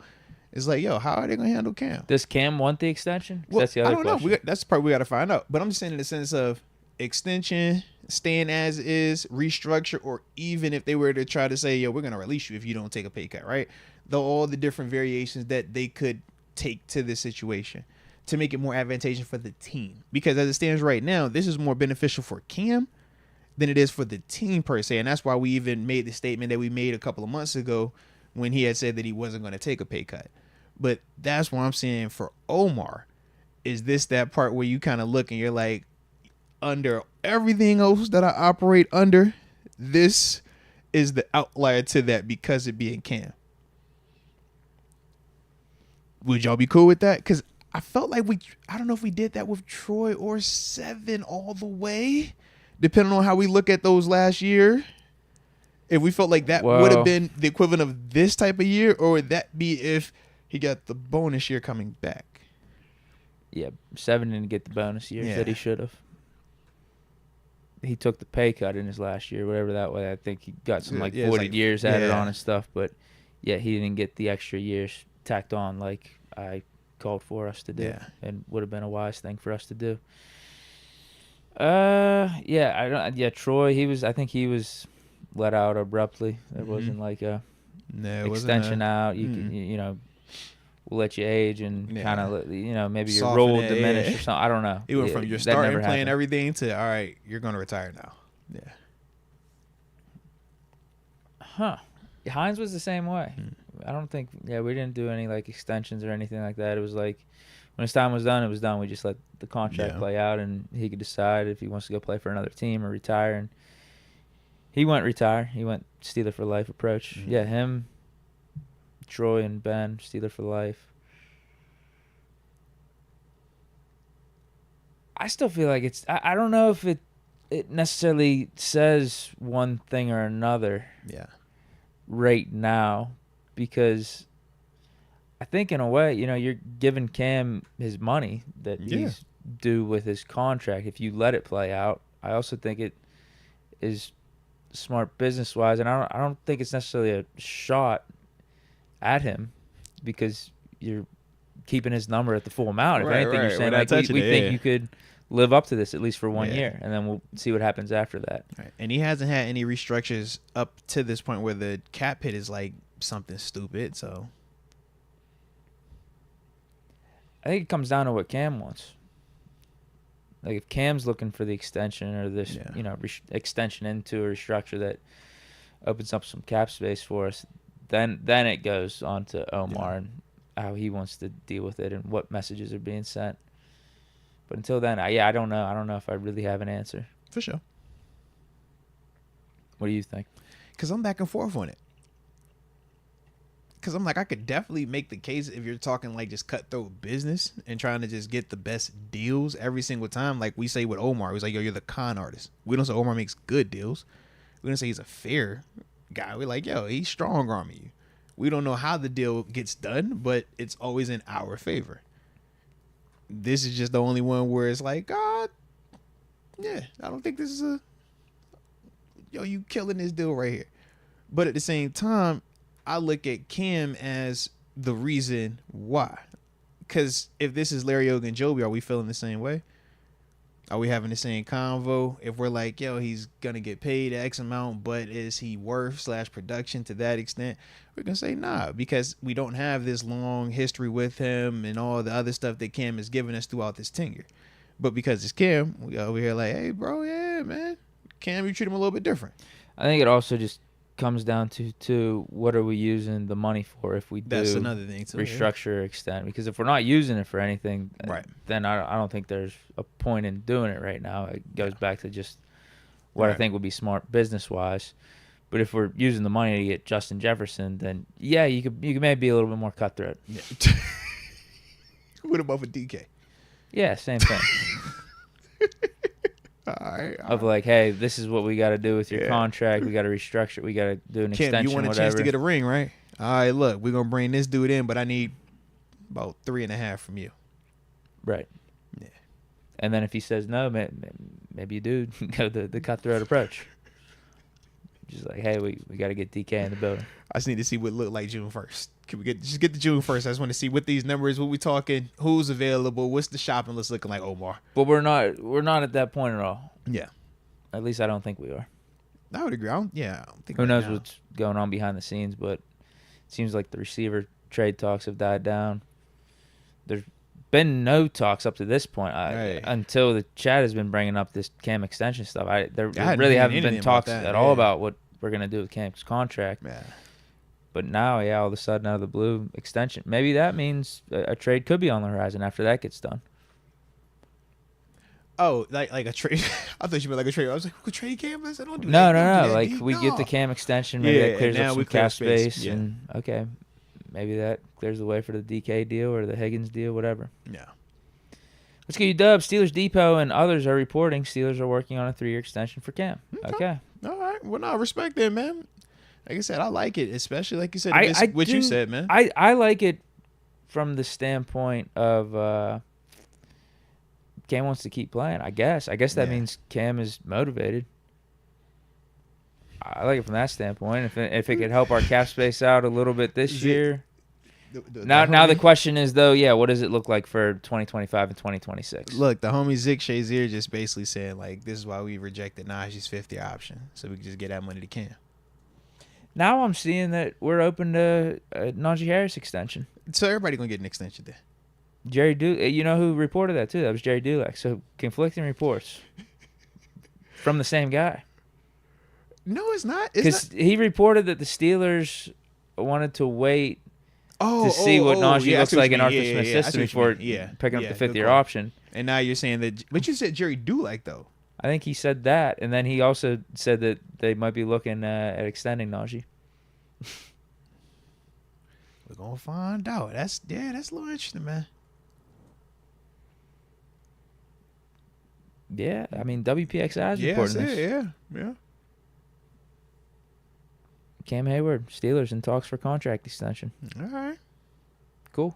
All right, let's go then, man. Let's go. We'll see what the number is. Shout out to Awesome Stuff 1983. He asked, was Pat Frymouth? Cam Hayward said he wants to play 3 more seasons. 3 more. He must have said that on his podcast. Okay. All right. Steelers Insider predicts team will extend Cam Hayward. Okay. Cool then. Okay. Let's see what that cap hit looks like in 2025 and 2026. Like. That's my only thing to worry about. But there might be outs. Yeah. Even if the cap hits at like 15, maybe it's, a cut scenario where you're only taking on $5 million in dead cap. Mm-hmm. Yeah. Was there any reports on Pat Frymouth potentially? Any extension talk with him? Are they saying anything? I don't know. My man brought it up in the chat. So I was like, let's just check him out while we at it. I do think because if not, he's in the said, combo. I read one of his chat scripts. He does think Frymouth will get extended this offseason. Yeah. I think I read it a couple weeks ago. Yeah, here it is. Jay Dulac believes Pat Frymouth will receive extension this offseason. Yeah, I'm like, if we working on Najee extensions and Cam extensions, I'm like, Pat got to be in that combo too. Yeah. Is there anybody else to be in that combo? How old is Mika's deal? In terms of extension for cap numbers. How long? Like what years? Because this is the second year for his deal, right? This will be... Or is he going into the third year of the deal? This will be third, I'm pretty sure. Because I think he got the contract 2 off seasons ago. Give me a sec. This turns like potential ways to clean up more money. So he signed he signed a 4-year. Okay. Yeah, I think he was in the mix for one of the extensions or the restructures. I mean, if we needed to clear cap space, it was like him, Highsmith. Yeah, because I'm TJ. Like, yeah, we definitely got we got room if we want to make up some room without having to mess with Cam. So we gave him the contract was an extension to what. So he had 1 year remaining on that. Yeah, it was in 2022. So we have him for this year, 2025, and 2026. 3 more years.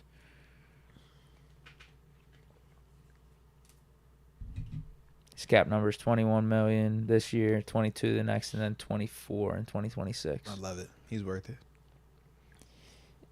Yeah, I think he would be a guy that if you wanted to give him an extension and figure out something cap saving wise, he could be a candidate. Or even just a flat out restructure, and then maybe you figure out the extension the next offseason or 2. Unless we make a big deal, though, I don't really know what all this cap clearing does for us right now. Yeah, just have a big savings account. That's about it. Yeah. But there could be a big move on there. Wait, June 1st, man. Just get us to June 1st, bro. I was going to say that there's got to be a reason you're clearing the cap. Come on, man. If we start seeing any of this stuff happening prior to June 1st, put it on your calendar. Put a little star on it. All right, next one. Hold on. Let me get this one real quick because we had passed over my man, Sean McCartney. Shout out to you, Sean. He says, I'm not usually a fan of people talking smack on Steelers players, but loved Ocho Cinco's take on Cologne's Mike T on the hot seat comment. He says, this is what Ocho says. I don't know him, so it holds no weight. All right. Respect. Shout out to Ocho. I guess taking a shot at Willie. And did Willie say he was on the hot seat, bro? Must have. Dang. Ocho funny. Is he on the hot seat? He said, I don't know him, so it holds no weight. Listen, shout out to Ocho. If this year sucks, then sure. I don't think he's on the hot seat right now, though. Yeah. I think he's going to coach out this season, no doubt. The way he finished up last season on top of that, too, man. Yeah, he definitely gets I think he gets this season. And, I don't expect us to be any worse. But. Yeah. Or does hot seat mean you're getting fired this year? Or does hot seat just mean we're going to look at you sideways if you have your first 9 over 500 season? Yeah, what does hot seat mean? That's a great question. Yeah, I'm like, what does that mean? Because I don't think we feel like he's going to get fired, but I do think we would have a lot more urgency around him if this year went very different than what we're expecting. Yeah, I think hot seat conversations will be very legit if we have a losing record or miss the playoffs. Yeah, if we only win 9 games or we have our first losing season under Coach Tomlin, with the resource they brought in. Yep. Yeah, the expectations, the draft we just had. Yeah, the same way we praise him for winning 10 games, getting to the postseason with 3 different quarterbacks, the different coordinator situation last year as well. We'll be back in here talking about how, man, he dropped the egg out here, man, and stunk the joint up. So, if that's what Willie Colon means maybe by that's hot what he seat, means, yeah. then okay. Yeah. But if he's talking about hot seat right now, Nah, yeah, I'm with you. But I don't know. Like you said, what is this hot seat? What does it mean? Because are you going into the season on the hot seat? Maybe that's what it means. Because if you don't win, it's hot right now though. It becomes hot once yeah, he doesn't win. I don't think it's you not hot right are. now. Yeah, I think you're on the hot seat right now. If you are, if there's potential that you could get fired mid-season, we'll say that. How about that? He's not in that category. I don't think he is. No, he will definitely get the full season. Hot seat is one of them words though. Hot seat game manager. It's like, yo, what exactly are you saying? We need to just clarify it all the way because it's got some wiggle room both ways. Sean McCartney says, unless ink hits paper on contracts or unless team makes announcement, don't trust these slow off-season hot takes. Mm-hmm. Many want trending than the facts. No, respect on that. And I mean, trust me, that's a part of it. I think the thing that we all have to understand with some of the reports is this. We don't have a profession in terms of the National Football League where it is a rule to give out every piece of information, every piece of strategy. Some of the strategy is leaked out various ways, whether it's to a beat reporter, whether it's to an agent, anything, whether it's to a network, right? So everybody's going to have different ways of getting information out. Some stuff is more legitimate than others. Some stuff is more smokescreen related. I really want this player, but I need the report to say it's this guy. So that way they don't raise their number and nobody else around here is trying to call this team up for this guy. So you deal with a lot of that, and that's just the strategy part of it. But I definitely can understand how, as a consumer, right, you'll be over here like, bro, man, I feel like every year there's all these other just take, top, this take, that take, and man, none of it's correct. But it's like if you actually go back and just look at some of the reports that come out in just one NFL offseason, some of the stuff seems super outlandish, and then it's like, oh, it really happened. It was a time when Russell Wilson and Justin Fields were considered like hot take topics. You're wasting time topics. You're just trying to get clicks topics. And we saw how that kind of played out. So that's the only thing, man. In terms of this time of year, as much as I would love for it to be as simple as, oh, man, it's just this time of year, it's slow news time, I'm just going to throw out anything. Some of the stuff you just have to understand that, yeah, it might not be as clear today, but is there any validity to it? Some of that stuff, it takes, a little bit of time, and then it comes to light. So that's the only thing, man. But, in our profession, that's what we do. We entertain it because, yeah, when it is something that does come true, we like to be over here like, hey, Deke, man, we talked about that. Or, Deke, hey, man, I said that first. I remember that one. So. Joe Garbus has his dinner table. Says Pouncy, Baby Jesus, okay, 7, Hampton, respect. And Ike. Love the show. Bro, that's an elite group. I promise you. And they all play together, too. That's fire. Shout out to you, Joe. Shout out to you. Damon Brown. Moats, tell us what you can. Uh-oh. Am I in trouble? Don't get me in trouble. Who had the best rookie party you've been to? I was at Larry Foote's rookie party. All I could say is, wow. Shout out to the chat. Damon, why are you even there? Come on, man. You already know how this gets. Damon, this is not the Get Indicted hotline, man. All right? We're not going to do that. I was just going to say all the rookie parties were great. Yeah. Some amazing rookie parties. They definitely know how to turn up. The rookies, they definitely know how to have a good time. I will just say my favorite rookie group would be Bud Dupree's rookie group. I thought that Bud, Chick, I thought the boys did a great job. Great job. Shout out to the homies. Shout out to the young guys, man. They did it right for the vets. All right. Some of them shout them boys out. But, yeah. I don't think we've had a bad rookie party, man, with Pittsburgh or Buffalo. Yeah, all was pretty dope. They were definitely more turned up in Buffalo, or definitely more turned up in Pittsburgh because of all the continuity and everybody kind of like understanding, even Coach T scheduling of stuff, it was just smoother. Whereas in Buffalo, we had a lot of transition. You know what I mean? We ain't have a lot of, this is the same coach from like the past couple years. So we ain't really know if this coach was tripping because that coach wasn't tripping, but this coach was tripping. This coordinator was cool. That coordinator wasn't so cool. And then the other coordinator, he wasn't really on any of that. So yeah, it was just a little, yeah. But shout out to Buzz class, man. Fish momentum. I guess he has some schedule predictions here. Okay. Steelers at Eagles for week 2. Okay. Steelers at Ravens week 3. Okay. So are we home week 1? I don't really look into any of this, man. I'm waiting till Thursday night, man. Road games week 2, week 3. We better be home week 1. Okay, yeah, he has his week 1 prediction says Jets versus Steelers week 1. Okay. At home, and then Steelers Bengals week 4.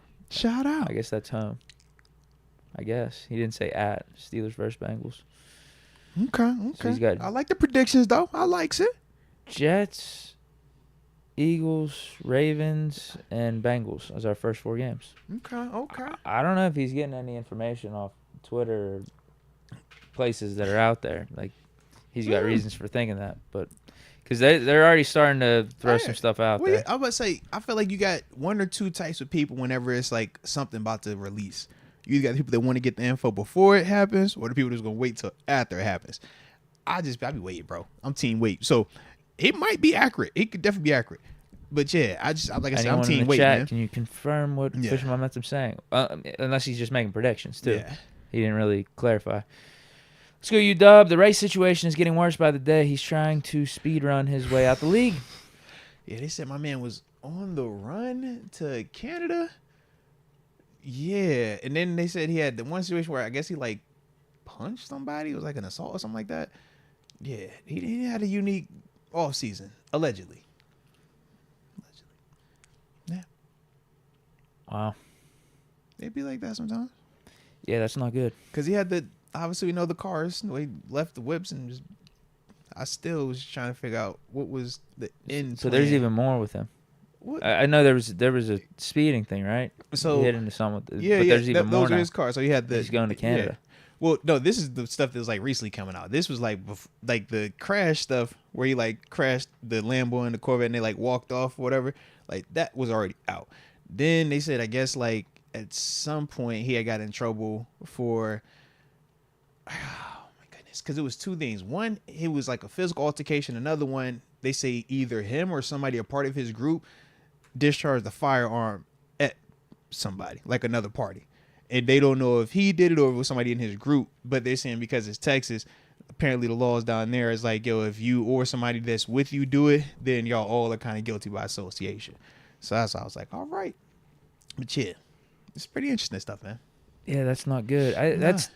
Like you say, man, like in the off season, just don't get in trouble. Like with him, bad time, bro. You're playing with Patrick Mahomes. You're coming off a rookie year with 938 yards and 7 touchdowns. Like, dude, just don't stay in trouble. Bro? You could have your ticket written here. Just stay quiet, bro. And you got receivers in the house that could have cleared some stuff up for you out on the field. Like, and you were actually the good receiver last year. You were actually Xavier Worthy. Yeah. Play good in the playoffs. Like Mahomes trusts you. That was just your rookie year. Like it's only Super gonna go Bowl up. Champ as a rookie. Yeah, it should only go up for you here on out. Yeah, bro. Like just stay out of trouble, but man. It's like a lot of just the negative parts. I'm like, all right, bro, please, whatever you got going on, whoever you're surrounding yourself by, bro, just reassess the situation. The car crash, y'all leaving the whips. Nothing about that made sense post crash. Whatever happened with y'all racing, I get it. We all have done it. Or not everybody, but young guy in the league, might have been racing multiple times, right? So I get it. That happens. All right. But we got to learn from that mistake, right? But then it's like, all right, if this is coming, I was like, bro, okay. What happened in that? Let's get away from that situation. And then it's like, bro, if that is true, bro, there's no reason why. And it's the same that we said with Cam. It's like, bro, Sutton specifically. It's like, whatever the situation is, man, it's not going to just go away. So it's nothing going to help you by like prolonging it. Best thing to do is just get it taken care of. So we seen with Cam Sutton, that's getting taken care of. And it's looking like it could be better than what it initially was. So hopefully with, young Rasheed, if it is something similar, it's like, bro, just do what you're supposed to do. Get this stuff taken care of, and then be quiet. We don't want to see another video or hear anything except you working out with the route guy, or you in Texas. All right, so you got the other homie down there. All right, but yeah, it's one or the other, man. All right, but stay out the headlines, bro. Like, this the worst time of year to get in trouble, man. Lead Belly 75. What do you think of Conor Hayward's role and what it'll be this year? I mean, as we stand today, I think he still has a legitimate chance. Definitely has the move tight end. Like I said, because he still has some of that blocking in him. He still has some of that receiving ability in him. I'm trying to think, though, specifically, like, because he's still not a true fullback. Yeah. Man. We brought in Pruitt. Right. Who's kind of a variation of Conor Hayward. Yeah, it's tough. Yeah, it's going to be busy. That's his competition, though. It's definitely some competition there. Yeah, and Pruitt's familiar with Smith.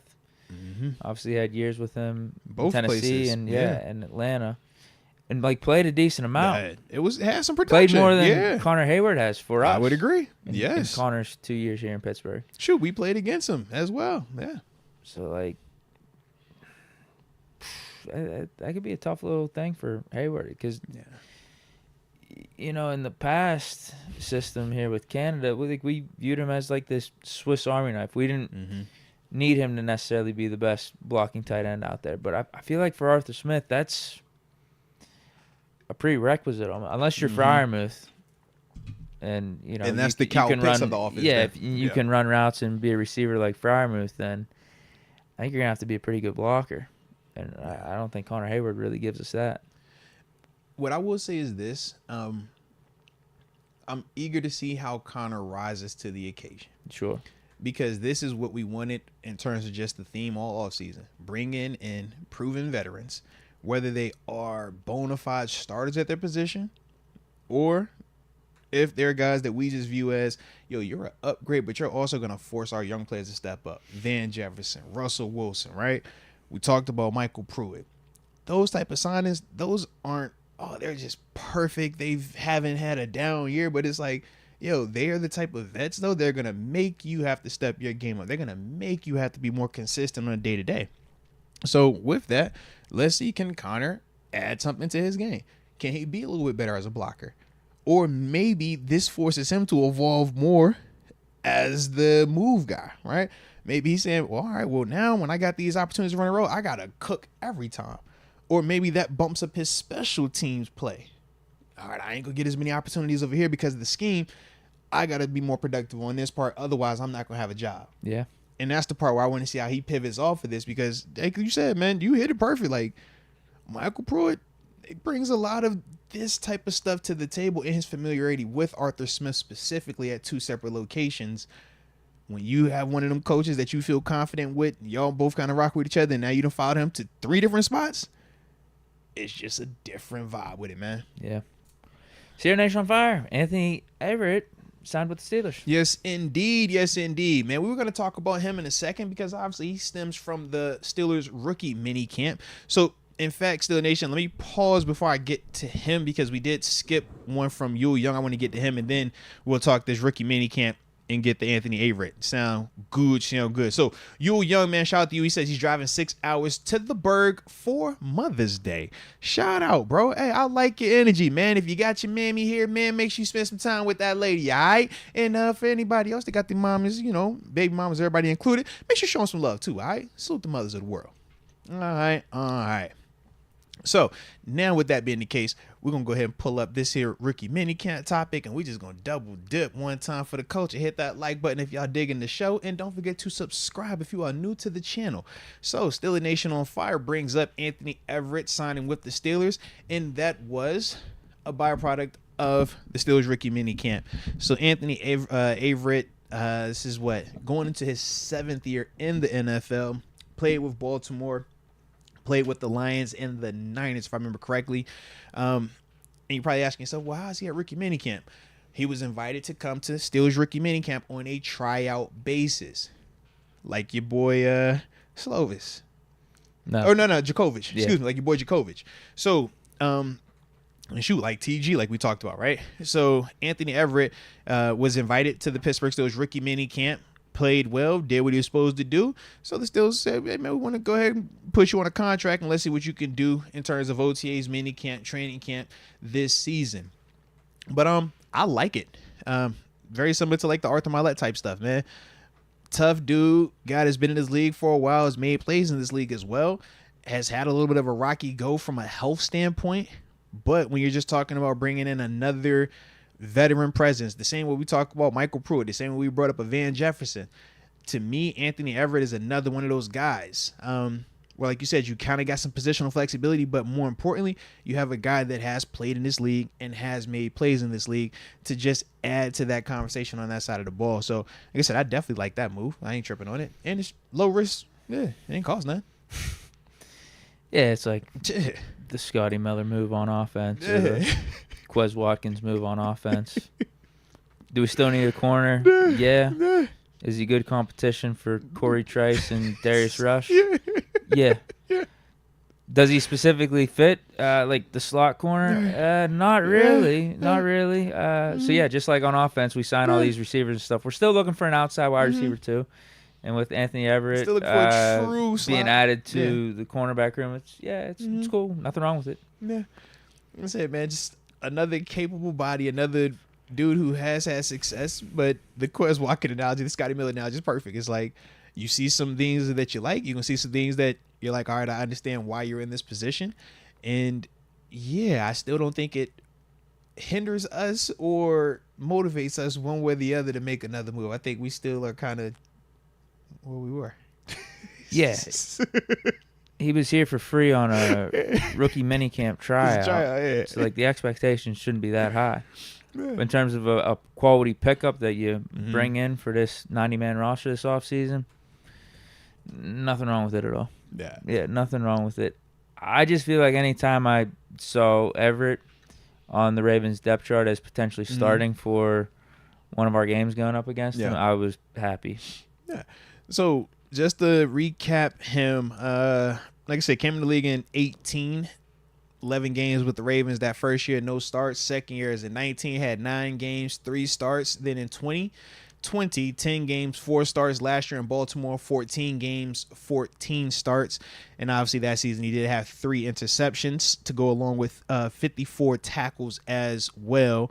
And then 2022 was in Vegas, 7 games, 6 starts, but he definitely was dealing with the injury and stuff like that out there. So yeah, so and didn't play. That's what I'm saying. Yeah, he didn't play because it's like he's been banged up. That's the whole thing with him. Like I said, I remember him in Baltimore, and yeah, we on the same page. It's like, anytime I saw him out there, I'm like, let's go. Okay, cool. Let's go. Yeah, target him. Yeah, like good player, but nothing to write home about, like in the sense of like when we were watching him and competing against him and stuff like that. But in terms of, you know, the group that we currently have, I don't see it as like a negative because, like I said, it's going to be a cheap deal and you're bringing in a guy that has started, a guy that has made plays in this league. And ultimately, man, let's just see. Knows AFC North ball too. Oh, facts. Definitely know that. Definitely knows that. That's always a bonus. That's always some type of multiplier. Because we've seen, man, AFC. Arthur Milet's been playing good for the Ravens. Right. He's playing with a chip on his shoulder because we let him go. It's a different type of division over here. Official momentum. He's got more predictions. Okay. Let's see if this happens. See, he's putting question marks next to some of these games. He's saying Chiefs Steelers week 5, week 6 at Browns. Okay. Week 7 bye week. Okay. Week 8 Chargers. Week 9 at Falcons. Week 10 Sunday Night Football versus Cowboys. Week 11 at Raiders. Week 12 at Broncos. We're going to wait till week 12 to do the Russ versus Broncos matchup. I'm hard-pressed to believe that. But we'll see. The excitement coming soon, though, man. I wonder if these official momentum reports will hold up. We're going to find out. Thursday. Was it Thursday at 8 p.m. They're making the official drop, man. Is it? I thought it was Wednesday. Yeah. No, I thought they moved it. No, yeah. They moved it from last Thursday to this Wednesday, I think. Yeah, you might be right. Yes, 8 p.m. Yeah, because after the show, I want to say, yeah. I think I wrote that drink down. You might be right. Yep. Yep, 8 p.m. Wednesday. Good call. I just remember it was 8. I was like, all right, on the prime time. Let's get it. But, we also had a position. We saw Troy be lined up at right tackle. Good. For Rookie Minicamp. shout out to that. I know there was some just how questions, it should be. Some questions surrounding it. Now, just in terms of the quick convo surrounding that, it was Rookie Minicamp, so I do like it for an initial start point. Do I think it's set in stone? No. I think we'll get that information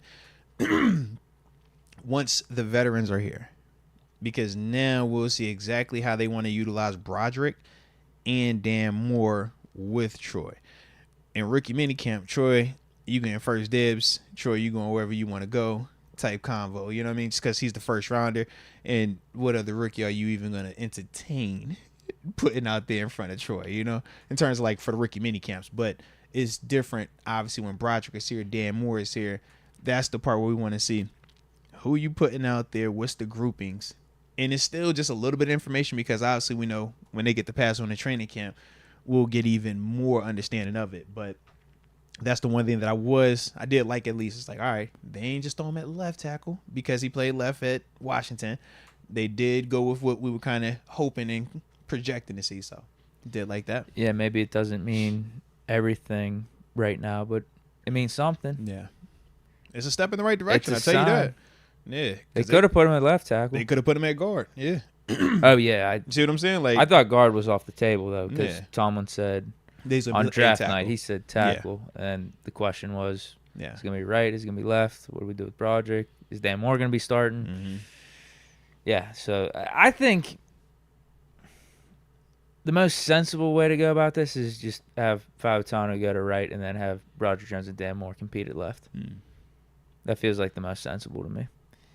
If you drafted Broderick to be a left tackle, get him over to left tackle. Don't waste snaps. Don't waste energy of him playing right just because he played that last year. Yeah. Get him over to left. Now, how do you feel if Dan beats him out at left, though? All right, so be it. Would you put him back at right, though? Broderick? I'm asking. Nah, because I feel like you drafted Fautano for right. Okay. I'm just assuming that. I mean, your first Rookie Minicamp, little snap here, it's right tackle. Yeah. You drafted Broderick for left. But the first time we saw Broderick, I don't feel like we should be right. I don't league-wise. Yeah, I don't feel like we should be drafting people at the same position back-to-back in the first round. But I'm with you. Using assets like that. Yeah. Or just saying, hey, play him out of position either. It's like, I don't want that either. It's like, yeah, play these dudes where you're drafting them at. Otherwise, what are y'all actually, like, scouting? Yeah. Yeah, that's my guess. I think it's most sensible. Yeah, Moore beats out Jones, whatever. Moore has 1 year left on his deal. Like I don't think that says anything about Broderick being our future necessarily. I think he's still be our future. He should get better. I think it says more about Dan Moore. Me too. Like I think it's going to be a very interesting competition if they allow Dan to compete. I want to see what that looks like, man, in just the sense of them young dudes in that setting having to beat them out. Because obviously, you know, you don't get to start here unless you're handling your business in the Latrobe Proving Grounds, and Dan has been able to do that. So that's the one where I'm just like, let's see this year, whichever one they do decide to have him compete against, or do they move him to right and say you get to compete but at that spot? Because I don't think that benefits Dan. But I think if they let Dan stay at left and it's like he'll compete versus Broderick, I think that's going to make both of them be better for it. Yeah. Because then if you leave Broderick at right and have him and Fautano compete at right, it's like why the hell did you draft Fautano? I'm wasting opportunity, bro. What are you doing? Because you already have your starters in place then, in a way. Yeah. Dan Moore and Broderick Jones. You could have taken Brian Thomas. Yeah, or someone. Very true. I feel like you drafted Fautano for a reason, play right tackle. You drafted Broderick for a reason, that's to play left tackle. Just get him in the right spots and stop wasting time. Yeah. If it means a competition between Broderick and Dan Moore, so be it. Yeah. That's life. Yeah, because I'm like, you can't have both of your back-to-back first-round draft picks on the same side. And somebody said, and we're like, bro, no. No. Like I said, if Dan beats it out and that's how it turns out, cool. But I need to at least lie to me. Definitely. Yeah. But the other thing that I did like though in terms of the Rookie Minicamp, I'm not sure if you saw the pictures that they had surrounding it and stuff like that, man. But bro, they had some familiar faces helping out with the team. I don't know Shazier was there. Shout out to my dog Ryan Shazier was in it. Vince Williams also, yes, tapped out. Shout out to the homie Vince Williams. Yeah, he was in the building. And the homie Mike Mitch. Yeah, shout out to Mike Mitch as well, man. He's a free agent coach, right? He is, correct. So all three of those guys have been working with the team this, spring time frame and stuff like that. We'll see, obviously, how it can continue to grow and develop. But I thought that was a dope vibe, man. Seeing dudes that have played here, understand in terms of the culture and stuff like that, doing it the right way. Very different backgrounds, obviously, all three of them dudes. First rounder, second rounder, sixth rounder. But all of them had, dope careers in their respective areas. But I just think that that's a dope thing, man. We're seeing some of the alum being back a part of the squad, man. Regardless of when we talked about, at times when it was Hines, and we're like, yo, Hines being around, Peasy being around. It's certain dudes where it's like, yo, it's just a natural, like, yeah, man, I want to ball out harder, man. I respect this thing right here. Or even how they talk about certain things. So when I saw those dudes in those pictures, I was like, all right, shout out, bro. Shout out. Is AB allowed around? That's a great question. Now, Coach Tomlin has always communicated to his players that there's always an open door. He always says, we're family, so you can always come back and we don't have to call him. He's like, yo, pull up. I've only seen one person pull up that was potentially in the AB category right now. Because, like, AB is in the whoa. Like, if AB pulls up, we're all going to be like, whoa. There was only one other person that ever did that during my time, and that was my dog, Law Dog. Shout out to Law Dog. And it was right after he blinked out in Cali. He was supposed to be playing, and it was like, yo, they lost him at the airport.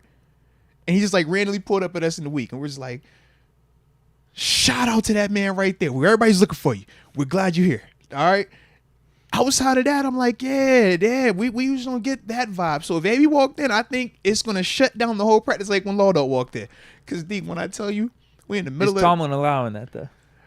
I think because if they walk in that door, we're like, of all the places that you could be walking in right now, you come here, it's got to be important. It's got to be significant. You feel me? So I think Coach T actually would, because we all was like, yo, is that really Law?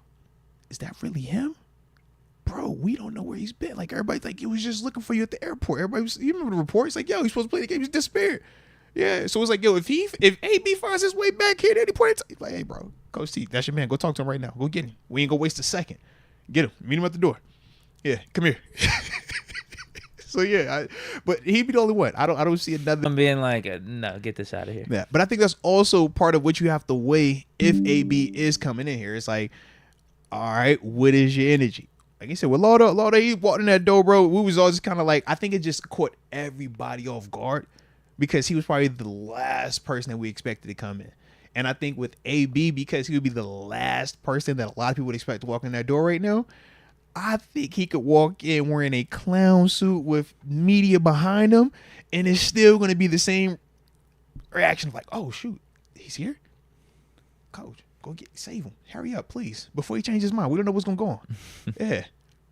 But Coach C says open door policy, though, man. Okay. Yeah, shout out to Coach, though, man. So it could happen. Now, AB, he busy, though. AB, I see him, man. He's CT, ESPN, the generational run. I'm trying to think. Taking shots at Shannon Sharp, yeah, you know. Dude, he stays pretty active on social media. I think he retired a Raider, too, anyway.